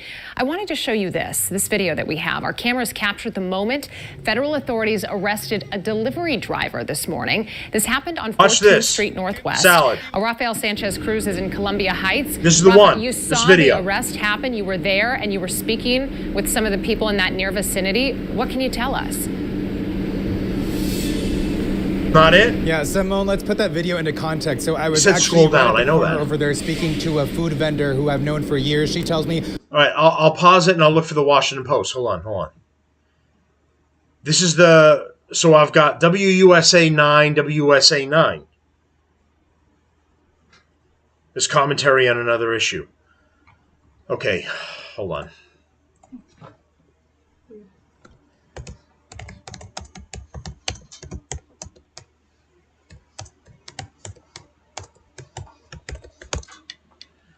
All right, give me a second here. News about, I think that was the same story, but I'm gonna get into this specifically. So, news about Washington Post delivery driver detained. So, federal agents detain, tackle moped driver amid DC police crackdown. This is the one. I'm going to assume this is the one you're referring to, yes? Here's the original title, but I'm not seeing the original title from you, big boy. Federal officers detain, tackle moped driver amid Trump DC police crackdown. Federal agents, I'm going to go with it, and if this is wrong, you go ahead and let me know. Federal agents detained a food delivery driver as he emerged from Northwest Washington coffee shop Saturday morning. An incident captured on video by numerous witnesses, including a Washington Post reporter, that showed the officers tackling him to the ground, holding him down, and appearing to use a stun gun before driving him away in an unmarked vehicle. By the way, this is the Washington Post, so I'm assuming this is correct. Here's a video. I'm going to rewind it, and we're going to play it. You alright, dude? No. Hey, pull Chris off. Pull Chris off.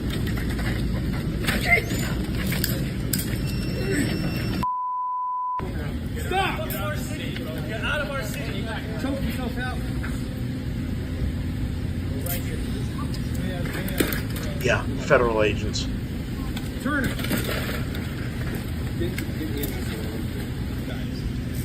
what agency are you guys with? Oh, are you guys the cops? Shut the f*** up. Who are you? Who are you? Take your mask off. What agency are you guys with? You were allowed to ask. Oh,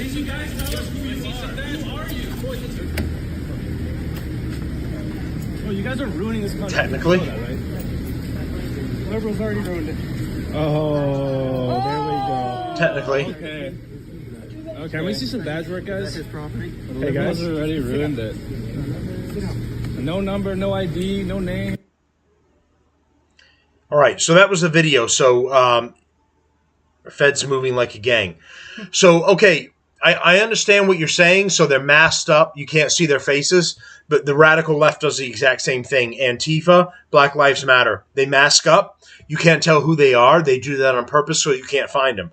So tell me why it's cool if Antifa and Black Lives Matter does it, but the federal law enforcement, it's not cool if they do it. Explain that to me. So, after the video of the incident spread widely online, the Department of Homeland Security spokeswoman identified the man as Christian Enrique Carrillas Torres, a Venezuelan national, who said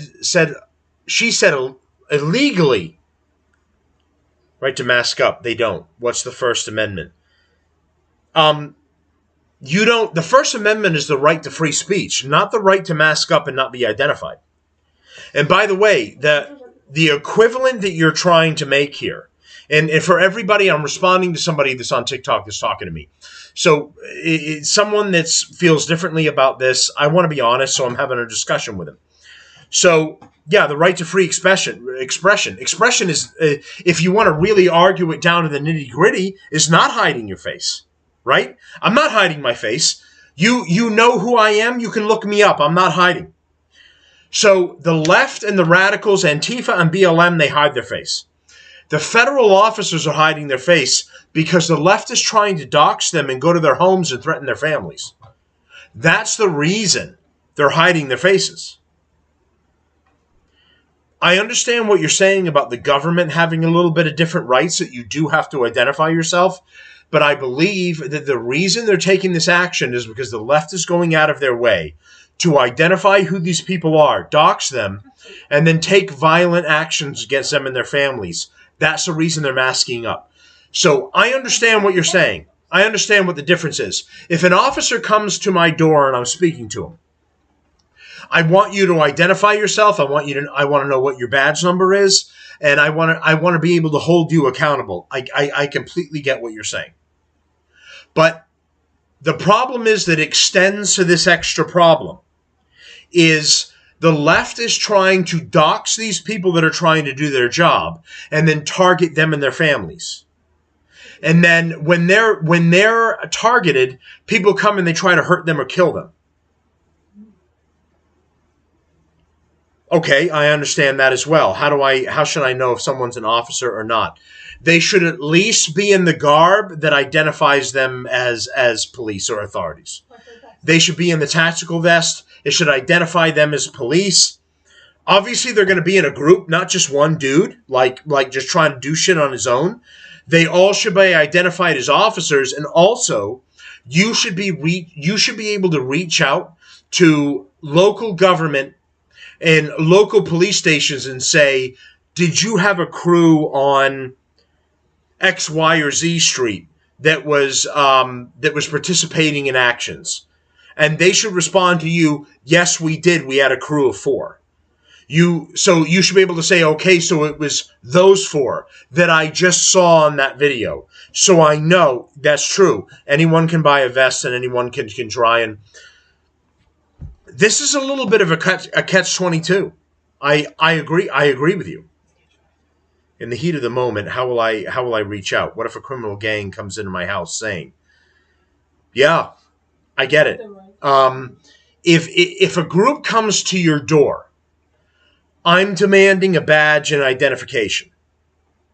The situation we're in right now is you're in the streets and you're on the public domain. They're ICE. I think you're right. I think they are ICE.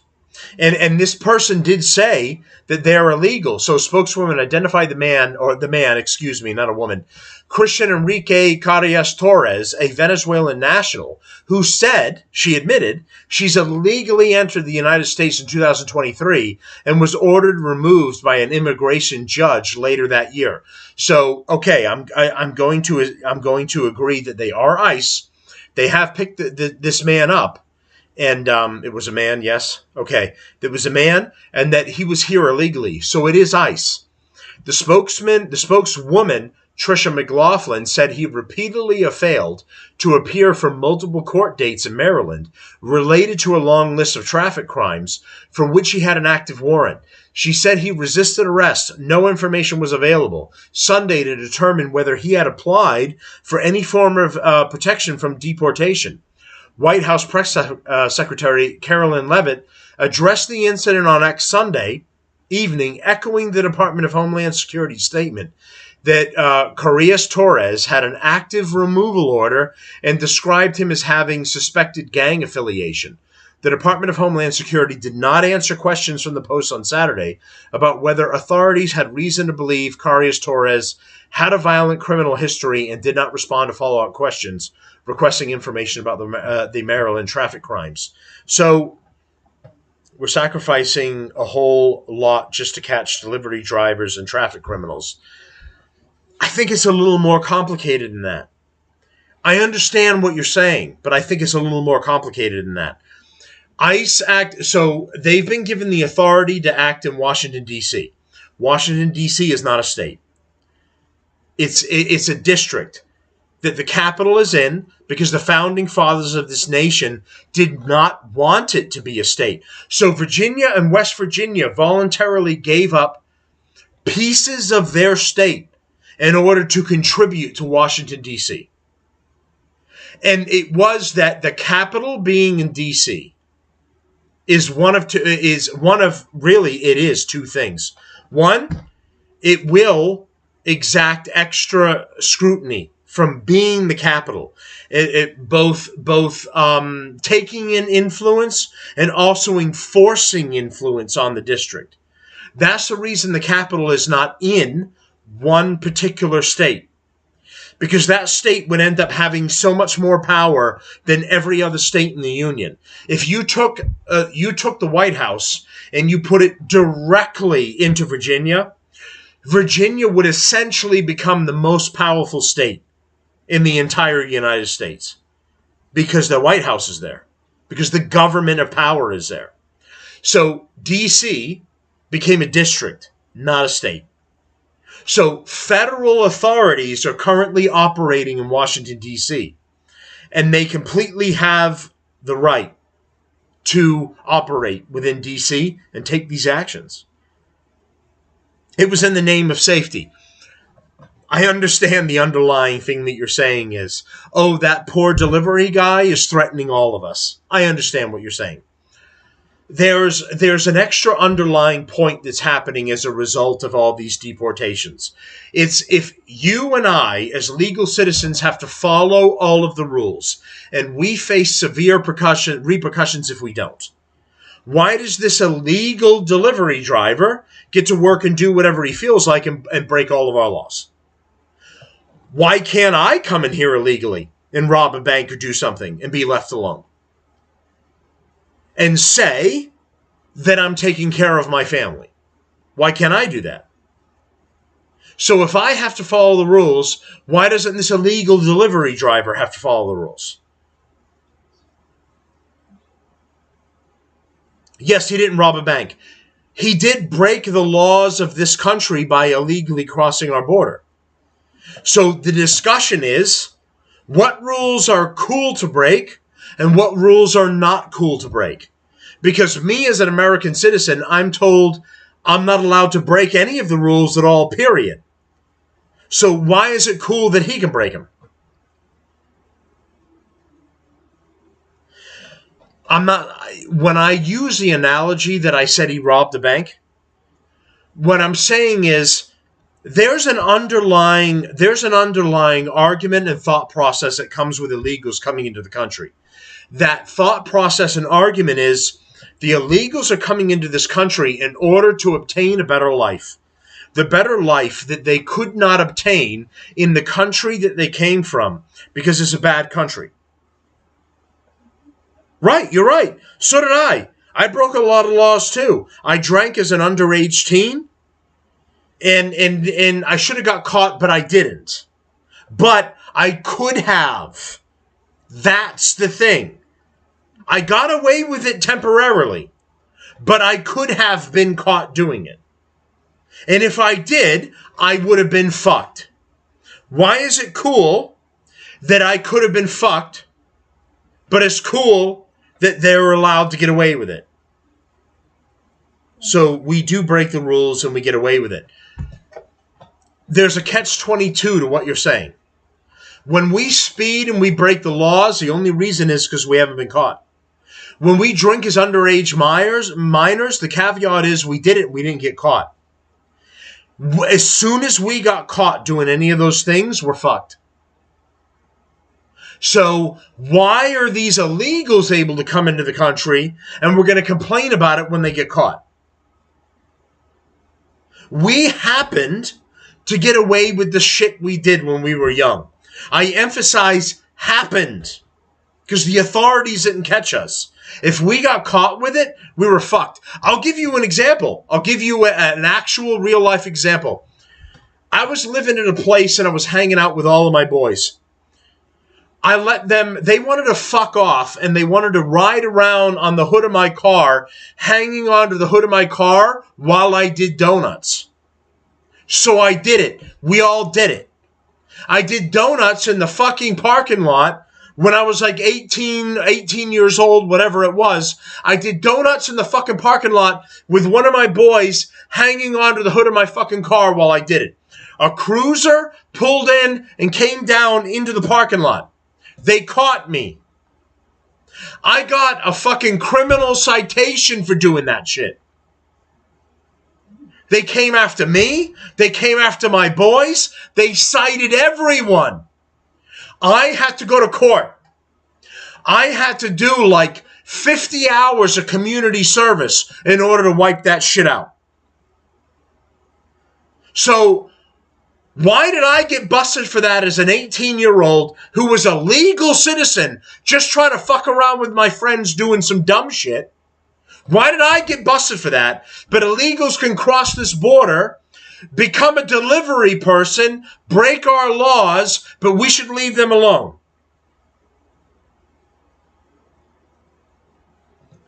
The situation that I just explained to you about putting people at risk, we put people at risk when people cross our border and we don't know who they are. So we're hoping that the dude that you're talking about crossed our border and decided to do DoorDash deliveries in New York. But how the fuck do you and I know that he was going to be cool and he was going to do DoorDash deliveries in New York? We don't know. The only thing I do know is he broke this country's laws and crossed the border, and he never should have been here. I'm supposed to guess. I'm supposed to become Ms. Cleo, and I'm supposed to assume that he's going to follow the law and become a DoorDash driver. That's not my job.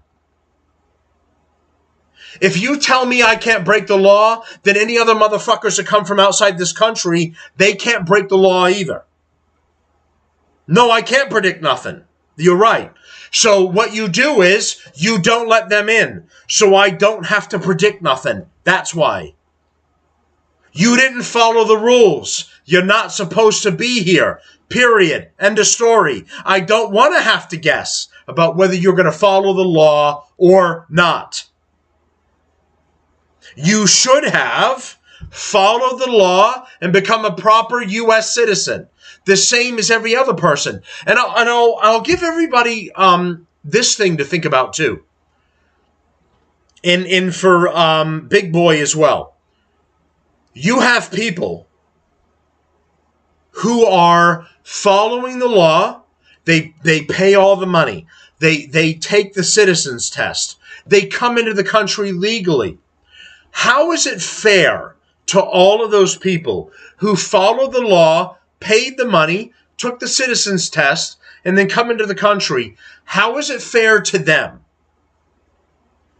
that this DoorDash driver who became a DoorDash driver could sneak across the border, travel across the entire United States because he's a DoorDash driver in New York, which means he had to go all the way from the border of either California or Texas and make his way illegally all the way to New York?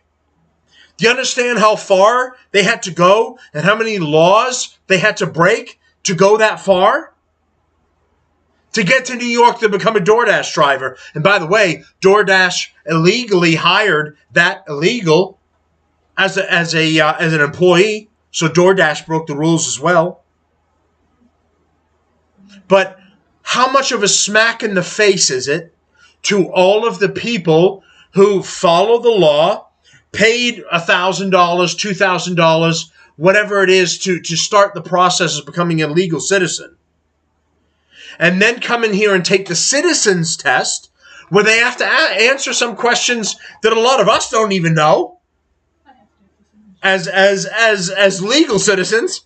They have to answer all those questions, take that test, and after they're done, they're given their citizenship. How much of a smack in the face is it to that illegal DoorDash driver in New York? It's wrong. It's fucked up. I don't give a fuck that you came here and you followed the law and you found a job. You broke the law, this country's law, the second you crossed over the American border. Period. You're a criminal, period. I don't care that you decided to be a good citizen after the fact. You broke the law. When you talk about me and you breaking laws and doing shit, we only do that because we don't get caught. As soon as we get caught, we're fucked. We're still adhering to the law. We still have to live by it. These illegals have to live by it too. I have a question. What? What's a catch-22?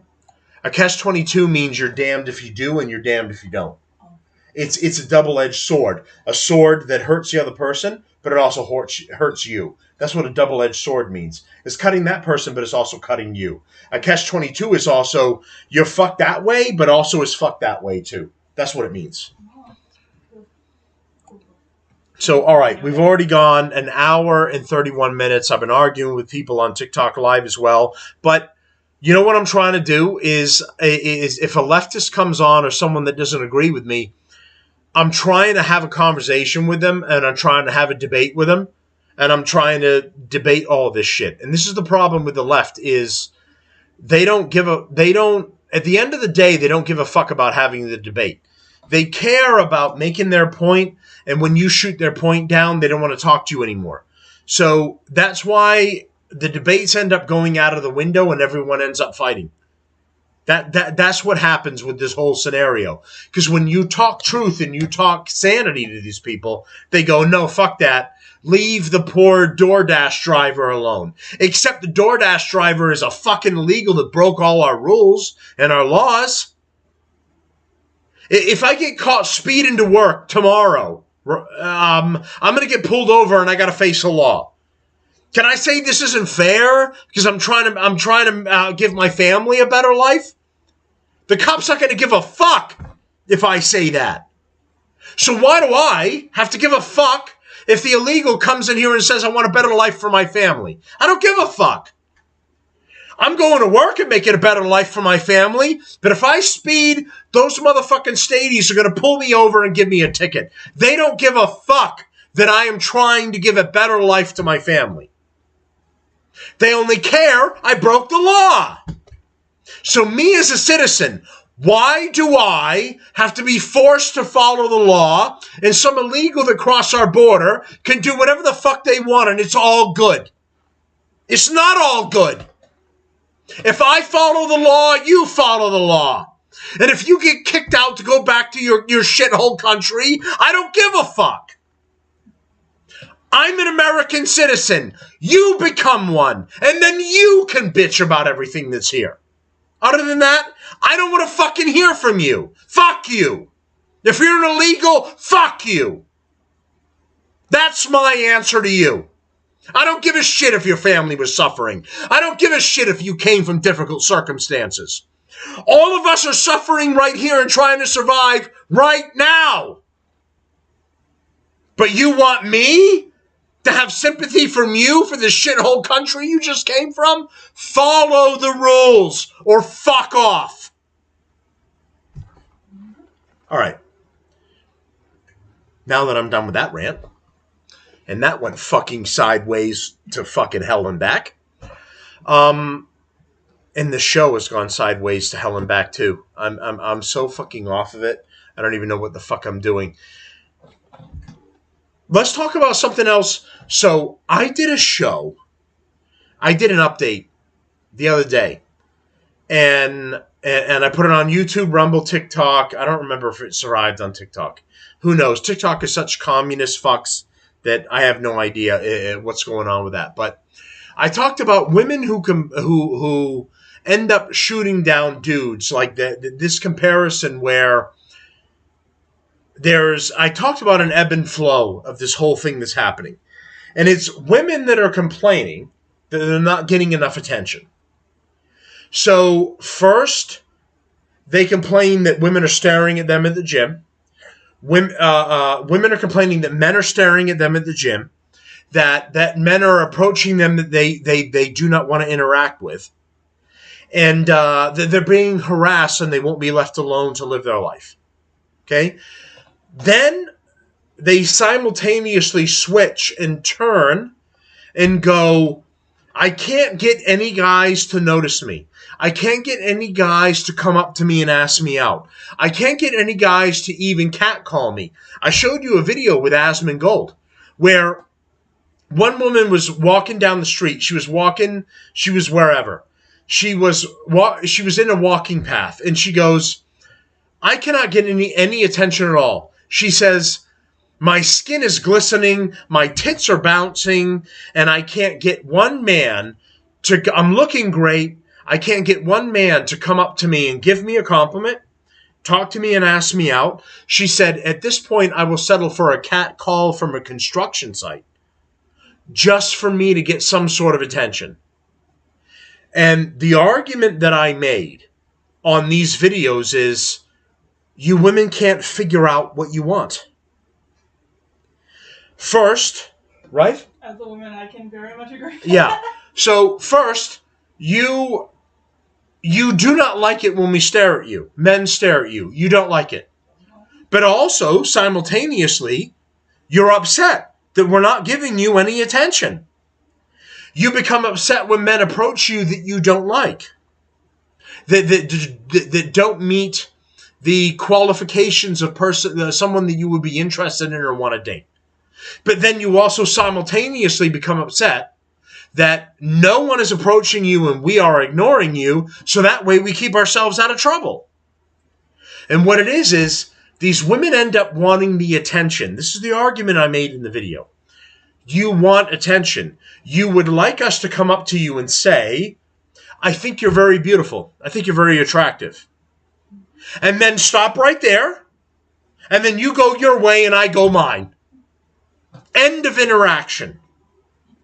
And the point that I was making was, me as a man, why, or any man, period, why the fuck would I bother to do that? What did it get me to go out of my way to go give you a compliment?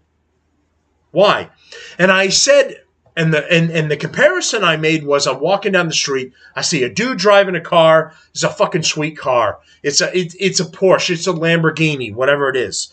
Do you think that I'm walking over to that guy and saying, hey man, nice car? No, I'm thinking it. I don't know you. I don't care about you. Why would I go out of my way to go compliment you about your fucking car? I have no plans on buying that car. I don't know you. Why would I talk to you to give you the compliment? If we happen to run into each other and bump into each other, I'll go, you know what, dude? Nice car, man. Fucking sick. That's it. I'm going about my day. It doesn't earn me anything.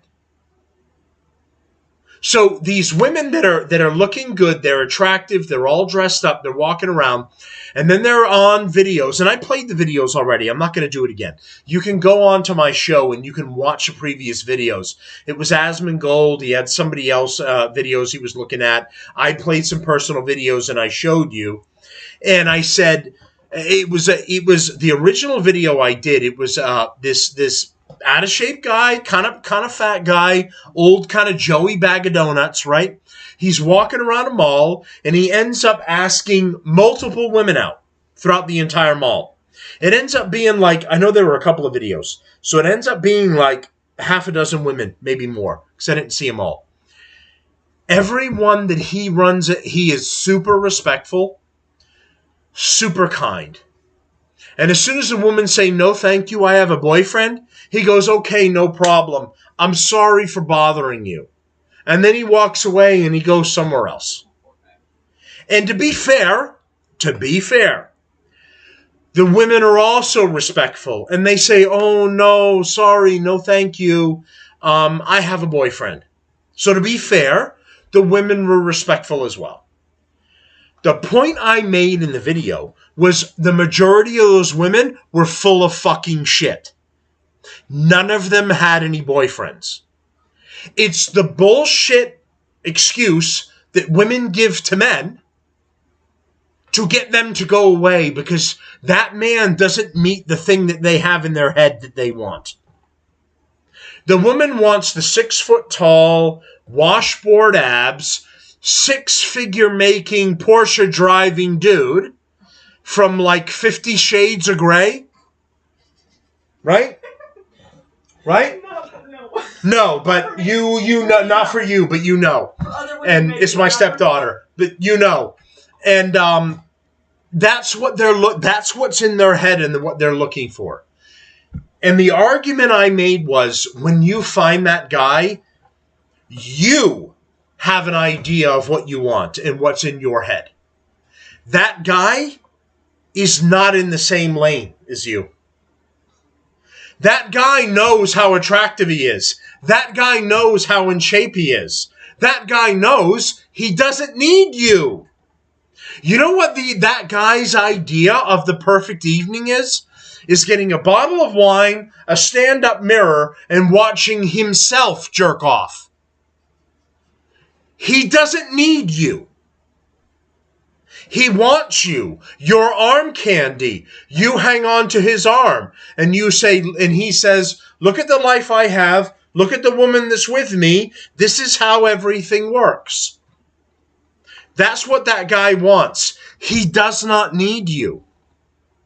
Regular old Joey Bag of Donuts, who stays at home and he games. He does not go out with the boys and go to the bar. He does not go out and hang out with them and meet other women. He does not go out and do this other shit. That's the one who's going to treat you as the queen and princess that you want to be treated as. But that idea is not in your head. 6-foot-tall, washboard ab, a 6-figure dude is in your head. And when you meet him, he is not going to match up with what you want. Because he doesn't give a fuck about you.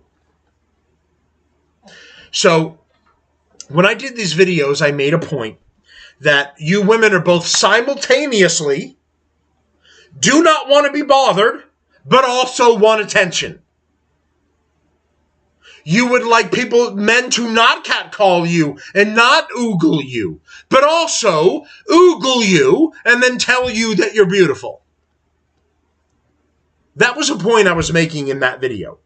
You can't make up your fucking mind. 1 minute you're complaining that you're getting 0 attention.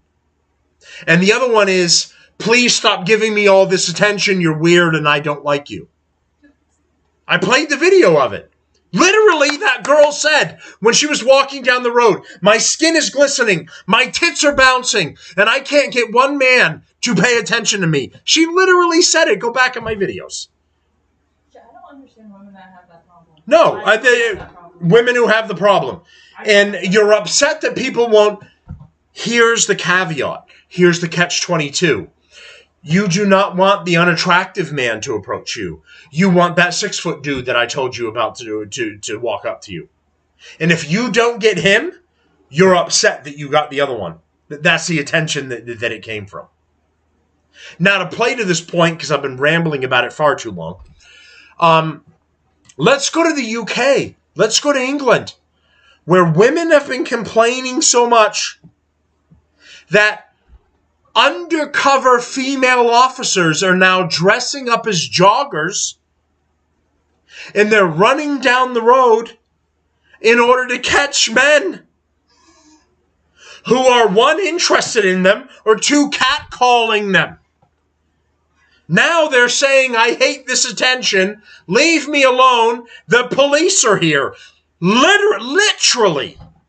So as 2 female officers, they're in their tight jogging gear and they're running down the road. Behind them, a fair distance, is a police car that is following the 2 undercover female officers. As soon as a man is caught catcalling them, the cruiser grabs the people, detains them, and then takes whatever action that they're going to take against those guys for even daring to interact in any way, shape, or form with the female joggers in the UK. Here it is. It can have a huge impact. Female officers go undercover as joggers, then arrest catcallers. Female plainclothes officers in England jogged through areas identified as harassment hotspots, then proceeded to arrest the worst of the catcallers. Let me be clear about something first before we all get twisted. I think catcalling is stupid. I think it accomplishes nothing. I think it's fucking retarded. I want to be clear. These dudes that are going, hey, baby, nice fucking ass. It accomplishes nothing. You haven't walked up to the woman. You haven't said, hey, I think you're very attractive. Would you like to get a coffee with me? You have accomplished nothing. It is a stupid fucking male act. The overall point that I'm making is, and what I was explaining previously, is you women simultaneously complain that you got no attention at all because men, this new generation of men are becoming so scared that they do not want to approach you because they have no idea how it's going to go. They don't know if that you as the man is going to be viewed as harassment and targeting. We as men have varying degrees about whether we think we're attractive or not. We have no idea what you think about whether you think we're attractive or not. So, one, some of them already have all that confidence, and they go, I'm an attractive dude. I'm going to hit this girl up. Yo, girl, what's good? What's going on? Want to hook up? They don't give a fuck. Yeah, it's not just about the confidence. They don't give a fuck. But the other ones that are like, I think I'm average. I don't know. Maybe I'm a 5. I have no idea. So you know what? This really attractive girl, I'm not going to talk to her. Because she's going to go, oh my God, this weird dude is talking to me, call the police. She's going to scream and ask for help. So this new generation of guys is going, it's probably safer if I don't approach this woman. It's probably safer if I just don't go up to her and say hi. That I just look straight ahead at the fucking wall and I walk away and I don't say nothing. And then you girls go, I don't understand why no one will give me attention and look at me. Because we have no idea if we're going to be fucking arrested for harassment. Now here you go when you go to England and they're being arrested.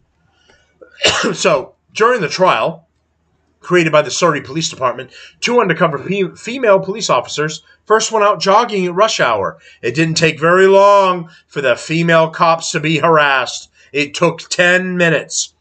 One of our officers was honked at within 10 minutes. Oh, man, she was honked at. How did she survive that experience? Then another vehicle slowed down, beeping and making gestures. I don't know, what the fuck? What is it? That's how frequent it is, Inspector John Vale told the Telegraph. Someone slowing down, staring, shouting. Even if it's not always criminal, it can have a huge impact on people's everyday lives. And it stops women from doing something as simple as going for a run. We have to ask, is that person going to escalate? Who knows? Are they a sexual offender? Question mark. Who knows? We want to manage the risk early. I'll remind everyone, the UK and Europe is currently dealing with Muslim rape gangs. Muslims, illegal immigrants, are coming into these countries. They're enacting Sharia law in different areas. And if a woman or young woman walks into that area, they end up attacking that girl and that woman. They are, in fact, suppressing cases of these actions happening because they don't want to be anti-immigrant or be anti-against the brown people that are coming into those countries. Women and young girls are being attacked by groups of young Muslim men. Because in the Muslim community, women do not have the same rights as men. So you can do whatever you want to a woman. And it is not a violation of their laws. It is not a violation of their morality. In fact, in some cases, they can marry 9-year-olds. And they do this. because it's part of their law. It's part of their religion. They are allowed to do it. But in the meantime, yes, let's dress the female officers up in tight workout gear, run down the road, and catch the men who aren't part of all of this, who are just saying, hey, you're cute, you're attractive. Let's go after them and not catch the Muslim rape gangs. One of the female undercover joggers, Officer Abby Hayward, told the Telegraph, we get catcalled. We get honked at. People slow down just to stare or to lean out the window to shout something. It's so common. But it's harassment, and it needs to be recognized as such. This behavior is either a precursor to something more serious, or it's ignorance, and it's fixable. That's where our interventions come in, to stop potential repeat offenders or help people understand that what they're doing isn't okay. Over the month-long trial, the Surrey Police Department said it made 18 arrests for offenses such as harassment, sexual assault, and theft. The task force was not without its detractors, however. The Free Speech Union, which says its champions a right of the people from all walks of life to express themselves without fear of punishment or prosecution, called the tactics bizarre, social, psychological experiments and suggested that the police would be better served enforcing existing fucking laws. And that's 100% correct. Here's the video of the brave and beautiful and amazing British officers going after British men and ignoring the Muslim sex groups. These women aren't friends out for a run. They're actually undercover police officers taking to the streets in Surrey as part of a new operation trying to stop people catcalling and harassing female runners. We get honked at, the staring, the hanging out of the window just to look at us, and it's so prevalent. And police teams are ready to intervene the moment the officers are beeped at, followed or shouted at, pulling people over. Those kind of behaviours may not be criminal offences in themselves, but they still need to be addressed. And of course, the people that are likely to commit those kind of behaviours, they may then go on to commit more serious offences. These women aren't friends. Look at what they're wearing, first of all. Look at how tight her outfit is. This is the standard female jogger. Not shitting on it, not going after it. She's got her little vest on up here, which most of them probably don't wear. But this is conforming and tight, showing off her ass, her legs, everything. It's meant to be a bait. It's meant to get someone. And then when you respond to it and you see an attractive woman running in that outfit, the police car that is following a ways behind them will hunt you down, pull you over, and then go after you for the crime of it. This is the most pressing matter that's going on in England right now. By the way, I've read books by Dan Murray. He's a gay man living in the UK. He is a prominent, very well-known author. He goes between the United States and between England. And he has talked about the Muslims and illegals that are going into Great Britain and England. And he's talked about what these men are doing to women. I can assure you there is a far worse situation right now than men who are going, woo, look at you, hottie, out of their car window while these girls drive by. But the women have decided to ignore the Muslim rape gangs and ignore the attacks that are happening to them and say, my biggest problem is men who oogle me while I wear skin-tight outfits and jog down the road. The argument I made for women who go to the gym, women who go to the mall, anywhere else, if you're going to wear all of these skin-tight outfits, you are going to be stared at. Like what happened at Oxford during my birthday. Yeah. The women's argument is we should be allowed to wear whatever we want, and we shouldn't be treated that way. You want people's eyes to stop working? You want them to not notice that you are attractive. And the overall point this made is, if it is a man that you personally find attractive, you will not complain that he's staring at you. In fact, you will be happy that he stared at you. That's the difference. Women are complaining about the men who they do not find physically attractive, who do not meet the idea that they have in their head. And those are the ones they're angry about and they're complaining about. And those are the ones they don't want them to stare at them. But afterwards, the other guys go, you know what? I'm not willing to take the risk. So I'm not even going to look at you when I go to the gym. I'm not even going to look at you when I go to the mall. And then you all get upset and go, I don't understand why men won't approach me or look at me anymore and tell me I'm pretty. Because maybe we're going to get fucking arrested for harassment? So they don't bother. Women need to fucking figure... I said this in my last video. You women need to figure this shit out. You want the attention or you don't. And by the way, I said, and I made this clear, old Joey Bag of Donuts that was at the mall approaching women was the one that would cuddle with you and watch movies, was the one that would cuddle with you and watch TV, is the one that would worship you as a goddess because you are attractive and he's just a regular guy. He is the one that would not go out with the boys and fuck around and meet other chicks and cheat on you while you're at home wondering what he's doing. Because he's at home gaming, or he's at home playing Dungeons and Dragons, or whatever the fuck he's doing. He's the one you don't have to worry about. The dude who's confident in himself and he knows what he's doing is the one that's going to go, you're fucking annoying me. So I'm leaving, and I'm going out, and I'm going to go do my own thing. And you know what it means when he goes and does his own thing? He's hooking up with another chick. Because you're bugging the shit out of him. Or you won't give him what he wants.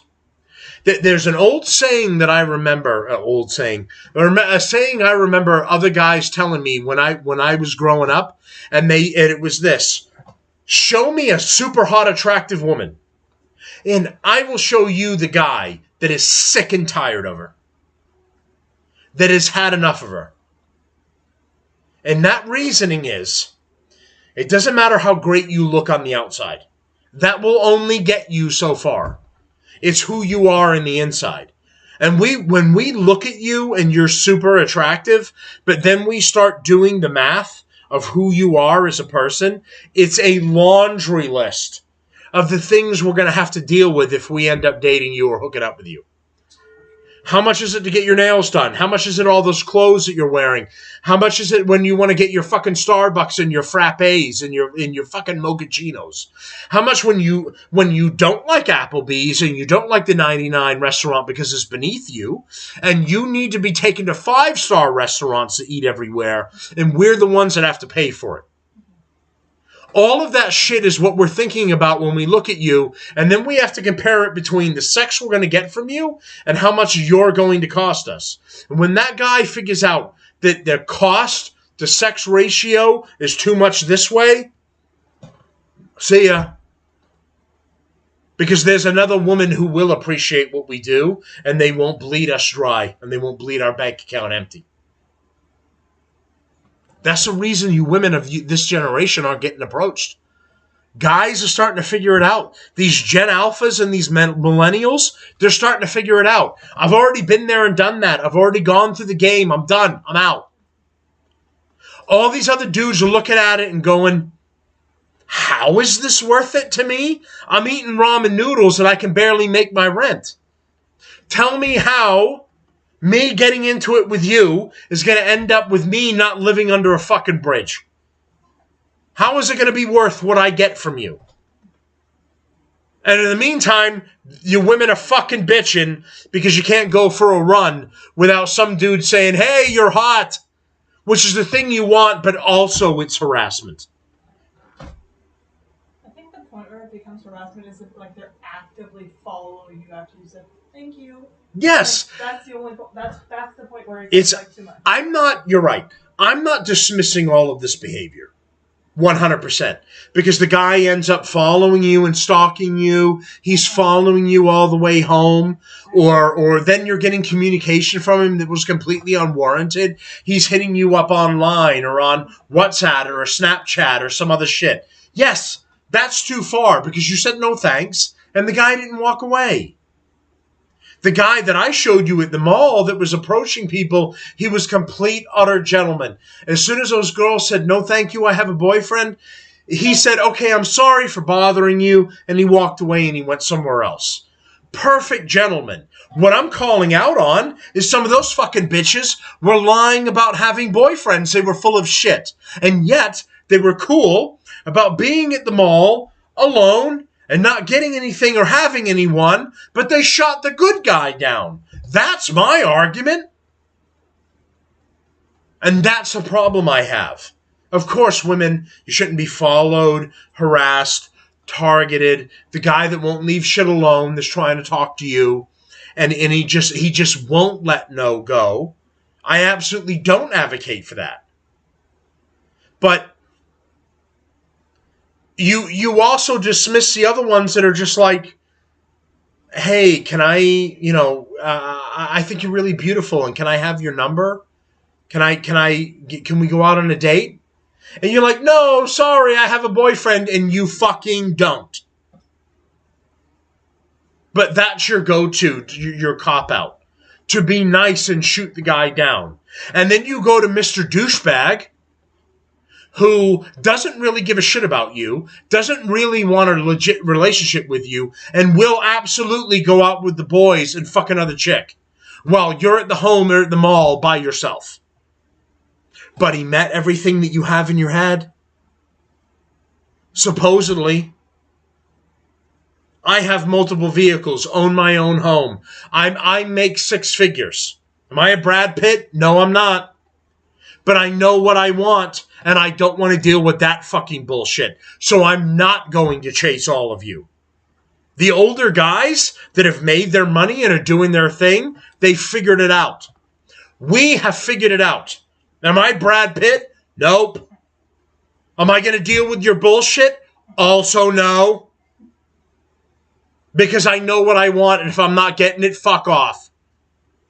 I've got the money. I've got the resources and the opportunity. This is why you see older guys with younger women. Because a deal has been made. An understanding has been made. And it's, I have the money, and I'll help you out with your bills, and I'll buy you nice things, and you can have the credit card. And the girl on the other side, meet all my needs and do the things that I want. Shut up and do the things that I want. Don't bitch, don't moan, don't tell me what to do. Just meet my needs and do what I want. And if you don't, bye-bye. My money can be used somewhere else. That's why you see older men with younger women. The guys that are in the game and they're just trying to date and be legitimate and go through all this, and they're going through the game the old-fashioned way. They're getting bogged down with all this bullshit because you girls are making demands that they can't meet and also that you're not willing to fulfill. That's why this younger generation is struggling so much.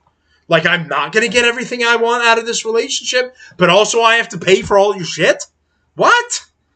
No fucking way. I'm eating ramen noodles. I can barely make my rent. That's what they're saying.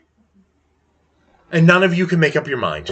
Like the fucking joggers here. Like the women are like, these guys are bothering me and I hate it. And also, why won't guys look at me and tell me I'm pretty? You can't fucking make up your mind. Okay, so I've gone for 2 hours and 4 minutes. I have not gotten to everything that I wanted to get to. And we're probably going to have to wrap up the show at this point, and I'm going to have to catch up with some of the other shit that I wanted to. It's Nick Fuentes. There's a lot. I'm absolutely loving and feeling Nick Fuentes right now and what he's got going on. Originally, I didn't really follow him, and now I'm like, yeah, I totally get what you're saying. I'm on board with you. This dude's making sense, and a lot of people hate him because of how he is, and they call him a racist, and they call him, all of this shit. I'm there with fucking Nick Fuentes, and he's on it. And Tucker Carlson and Candace Owens and all them, they're all attacking him, and they're going after him. And I wanted to get into that whole thing that was going on, and now I've been yapping too fucking much that I can't. And the thing that's going on with Zelensky, Putin, and everything, I already did an update on that. Maddie, thanks for all the likes. Thanks, brother. It's Maddie. And thanks for all the likes, brother. I really appreciate it being on the live. So the summit in Alaska between Trump and Putin ended up being a nothing burger. I called this when I did my update and I did my show, that it was going to be fucking nothing. Now, the European leaders who are 100% backing Zelensky are all coming to D.C. tomorrow. And they're all going to have a summit and a powwow with Trump at the White House, and they're all going to figure out how to move forward. I said this already. You can like Putin, you can hate Putin, you can say I know what's going on, and you don't know what's going on. He's a fucking scumbag and this and that. He's not going to let this go. Listen, if I'm Russia and I'm winning and I'm taking over territory in Ukraine and I'm pushing and they're losing, why the fuck would I take a deal and stop now? I wouldn't. The only thing that happens if I'm Putin and I take a deal, I make some sort of deal and I go, okay, let's do a ceasefire and let's stop fighting. I give a win to Trump and I give a win to Ukraine. Where's the win for me? There isn't one. I'm not going to do it. Trump is really pushing and trying so hard to get a diplomatic win in Ukraine, between Ukraine and Russia right now. It's not happening. Putin is not having it. As much as Trump is trying to push, Putin's not having it. So Zelensky's a corrupt piece of shit too. He's the leader of Ukraine.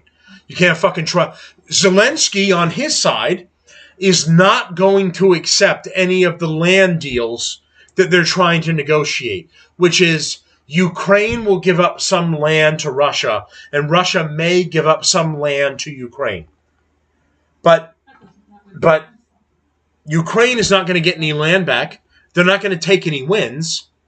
And Russia is going to have to take the political loss of backing off and only getting a couple more territories. And then they shut the war down. They don't do anything anymore. And why would you do that if you're winning?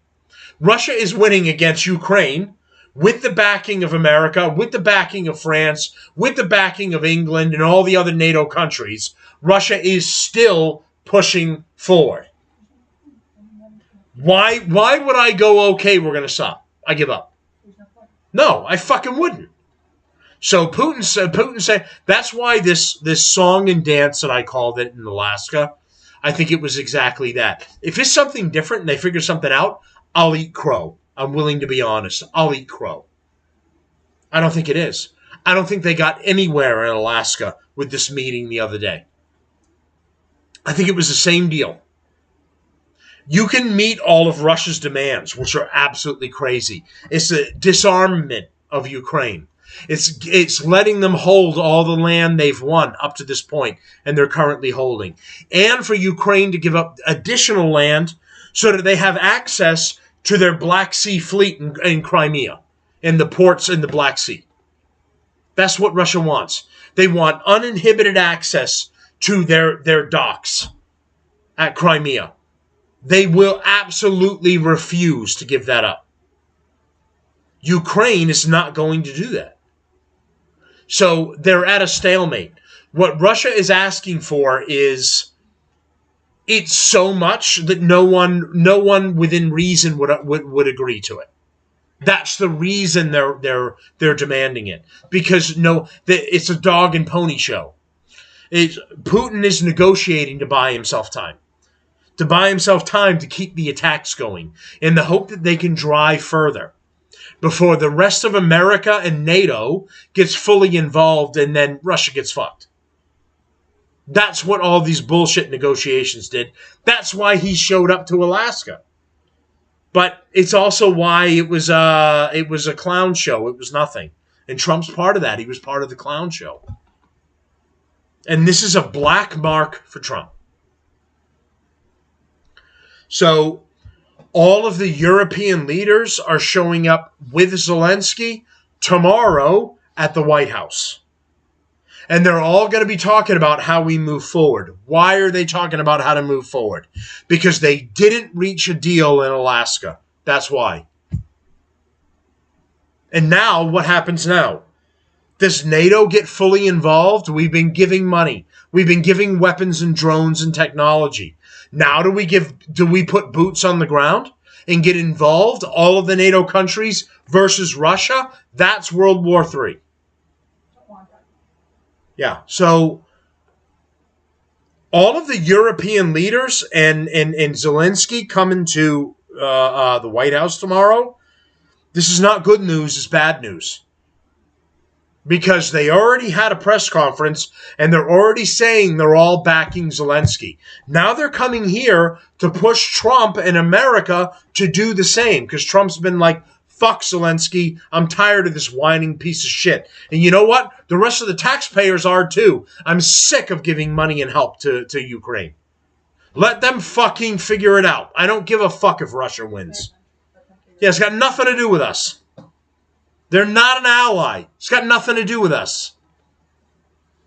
But all the European leaders are coming tomorrow to do it. From England, from France, from Ukraine, from Germany. Everyone else is all showing up tomorrow. Why?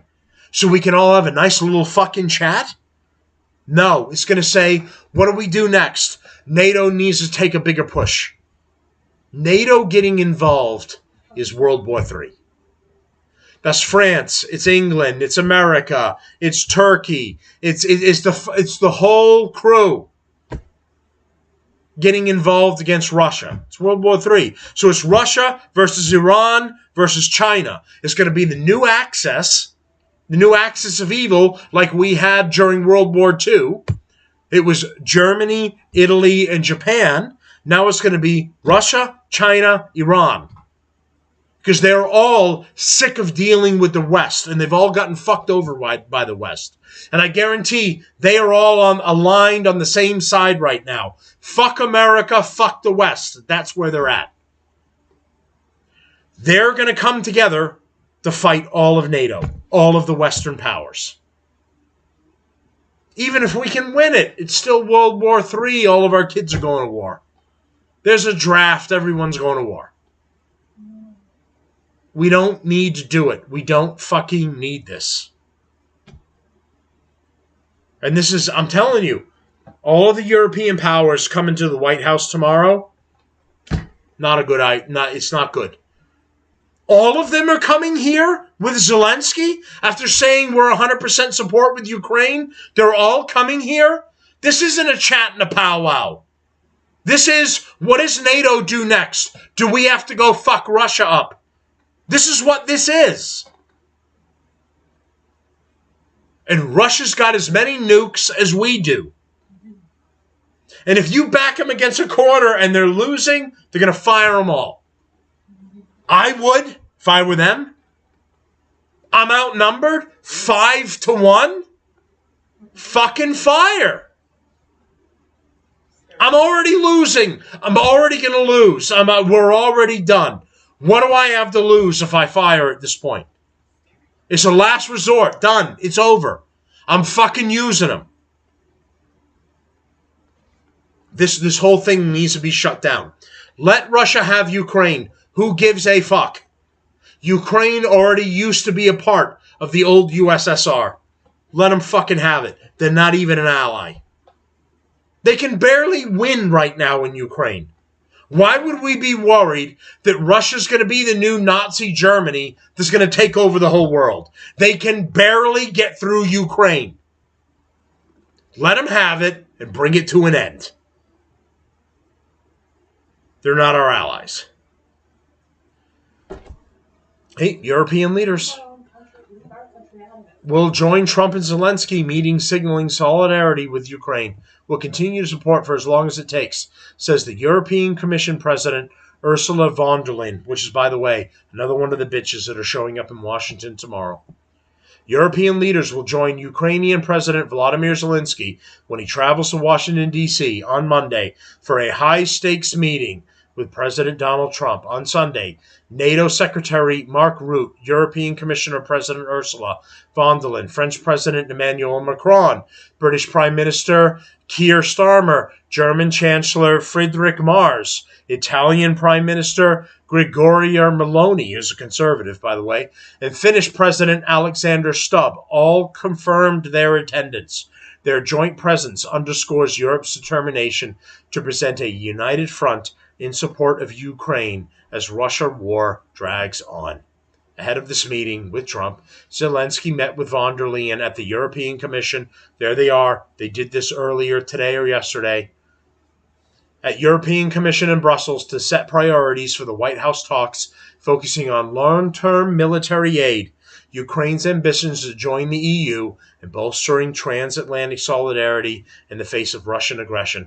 At a joint press conference, von der Leyen said she was glad to be joining Zelensky and other European leaders in Washington on Monday. By the way, Trump already doesn't give a fuck about Zelensky in Ukraine. He wants out, which is what all the American voters want. Get the fuck out. Fuck Ukraine. Well, we've already said that. We voted Trump in because we said it's one of the things is don't give any more money to Ukraine. We don't give a fuck. We'll continue to support you for as long as it takes, she said, adding the EU backs a trilateral meeting between Ukraine, Russia, and the United States. She warned that the EU will move forward next month with its 19th sanctions package against Russia if the Kremlin refuses to halt its war in Ukraine. Zelensky said he hopes the upcoming meeting with Trump will be productive and not a repeat of the shouting match that took place in the Oval Office during February. Both of them were attacking Zelensky. Here's a picture right here. They were shooting him down. They criticized him for not even being willing to wear a suit to come to the White House, talk to the both of them, and the whole thing went to shit. And Trump was like, I'm getting sick of giving you aid. And we don't want to give you any more money and any more military stuff. Now, all of the major European leaders are showing up tomorrow with Zelensky to talk to Trump. And what is it? It's pressure to push Ukraine through the rest of the war. It's pressure to push back against Russia more. Because of World War III? There it is. All right, so I've gone for 2 hours and 17 minutes. You sick of listening to me rant? I'm sick of listening to me rant. Who knows what tomorrow's going to turn into? I'm going to look at it, and then I'm going to give you updates on what's going on. Thank you. We've gotten a whole bunch of new members tonight, by the way, on YouTube, on Rumble, on TikTok. Thank you so much. I really appreciate everyone that's going on. It's a small show, and I'm trying to grow it into something more. And I really appreciate everyone that's joined up. So YouTube, Rumble, TikTok. Thanks everyone that has joined up and is following the show tonight. And we're gaining more members. Am I near the big boys? No fucking way. But I'm trying to get there. And I hope everyone appreciates the truth and my assholeness and what I'm saying to all of you. I'm one of you. I'm trying to be real, and that's what I'm hoping that you all get from this. So that's the Shitbag Roundup today. The shitbags are the European Union, Ukraine, Russia, the left. They're all fucking shitbags. That's the Shitbag Roundup. Thanks, everyone, and I'll talk to you again real soon.